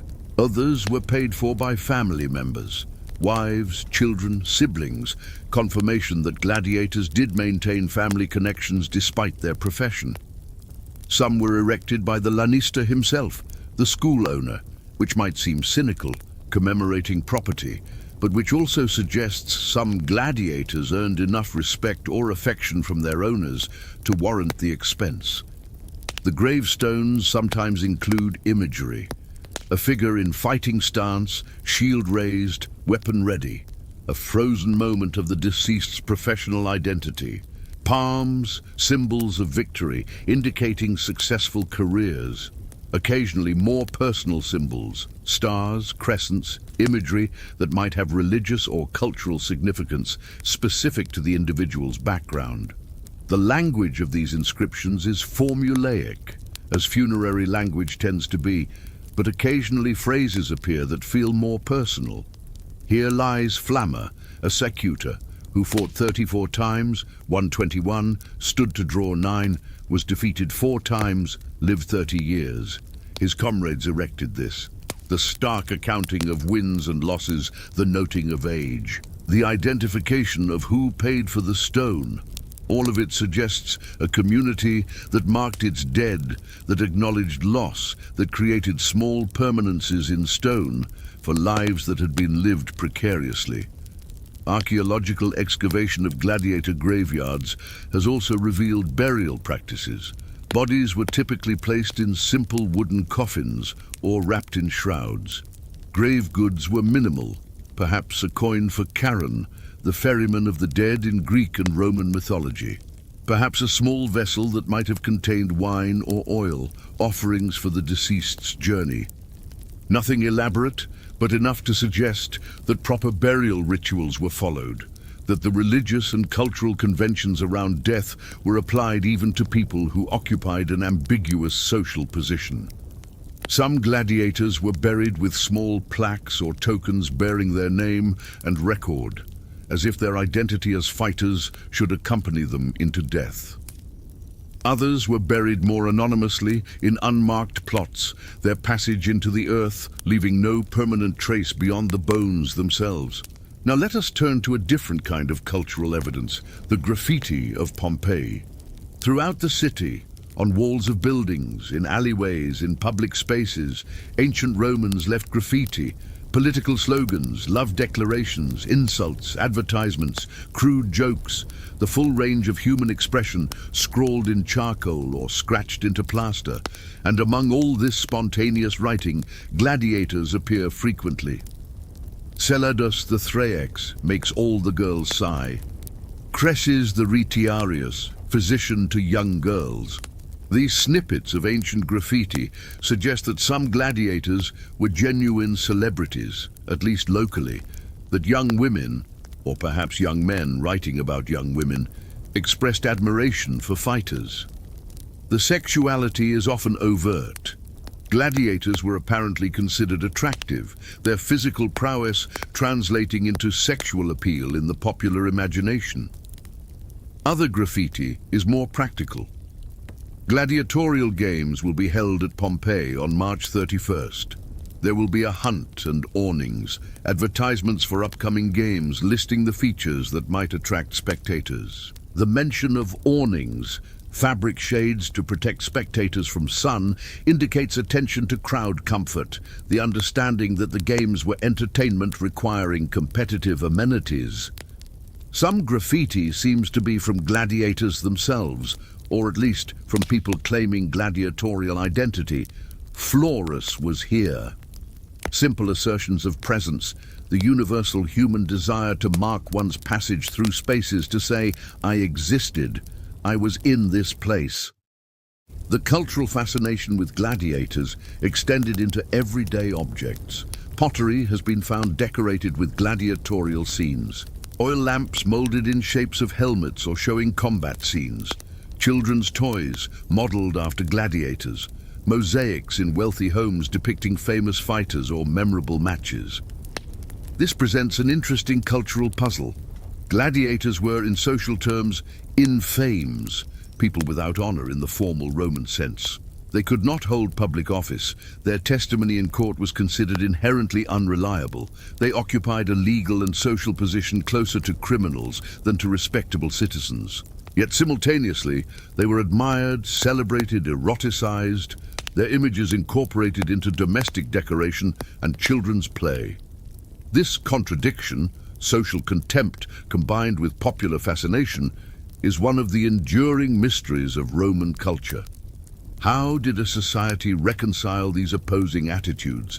The answer seems to be that Romans compartmentalized, maintaining official disapproval of gladiators as a class while permitting, even encouraging, individual gladiators to be celebrated for their skill, courage, or physical appeal. Archaeological evidence also reveals the religious dimension of gladiatorial life. Small shrines have been found in gladiatorial schools, dedicated to various deities. Mars, god of war, naturally. Hercules, the hero who embodied physical strength, but also more personal gods, household deities brought from gladiators' home regions, gods of healing appealed to for protection from injury, gods of fortune asked for luck in combat. Dedications survive, small votive offerings left at shrines. To Mars, Gnaeus the Murmillo dedicates this in gratitude for survival. Brief acknowledgements of divine favor.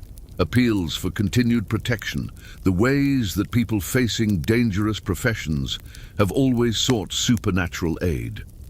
The religious practices of the arena itself had formal elements. Gladiatorial games were, in their origins, funeral rites, munera, offerings to honor the dead. Over time they evolved into public entertainment, but some ritual elements persisted. The games were opened with ceremonies, often including sacrifices, prayers, proper observance of religious forms.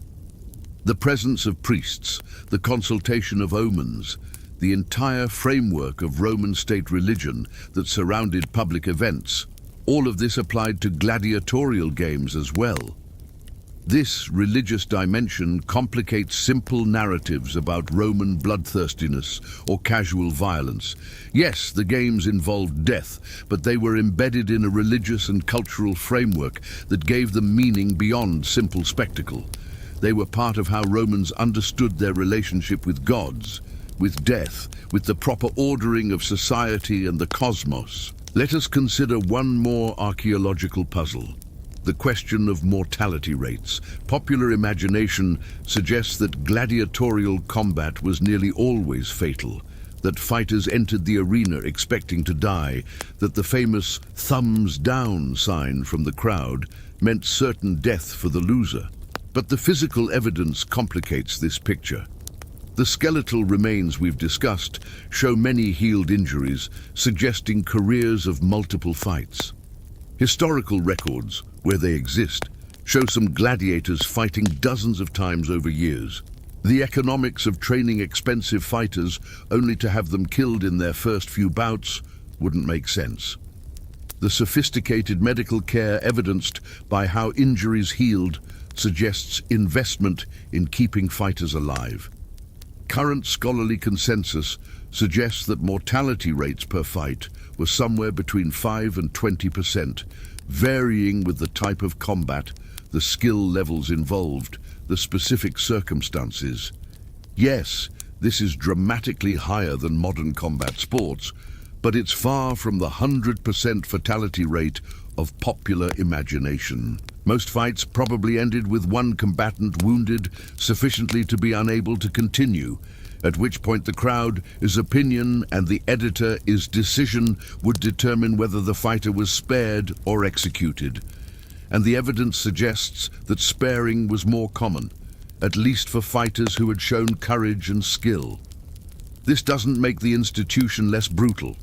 A 5 to 20% chance of death per fight is still terrifying, still meant that most gladiators who fought regularly would eventually die in the arena. But it does suggest a more complex reality than simple slaughter, a system that balanced genuine danger with economic pragmatism and crowd preferences for skilled, familiar fighters over an endless succession of quickly killed unknowns. As you drift towards sleep tonight, imagine the archaeologist's careful work, the brush sweeping away dirt grain by grain, the measuring tape recording exact positions, the photography documenting each stage of excavation. The bone specialist examining remains under magnification, noting healing patterns and trauma marks, the lab technician processing samples for isotopic analysis, the months of subsequent work, cataloging, analyzing, comparing findings across multiple sites, building theories from evidence, always acknowledging uncertainty, always remaining open to revision as new discoveries occur. This is how we recover the past, not in dramatic revelations, but through patient accumulation of small details. Each artifact, each bone, each chemical analysis adds a tiny piece to our understanding. The picture will never be complete. We will never know what it truly felt like to be Urbicus or any specific gladiator. We will never recover their internal lives, their specific thoughts and feelings, their particular experiences of joy or fear or boredom or hope. But we can know something. We can know what they ate, how their bones responded to training, what kind of medical care they received, how they were buried, how they were remembered. We can know the physical parameters of their lives, the material culture they inhabited, the spatial arrangements of the buildings where they lived, and from these knowable things we can extrapolate, carefully, always acknowledging uncertainty, toward understanding. The earth holds these stories, patient and silent, waiting for the slow work of excavation to bring them back to light. And in that patience, that slowness, there is something almost restful. History is not going anywhere. The bones will wait. The artifacts will remain until they are found. There is no urgency in the tomb, no rush in the archaeological site. Only the long quiet of things preserved and the eventual inevitable discovery. Rest now, knowing that the past is still there, still waiting, still offering its fragmentary truths to those patient enough to uncover them.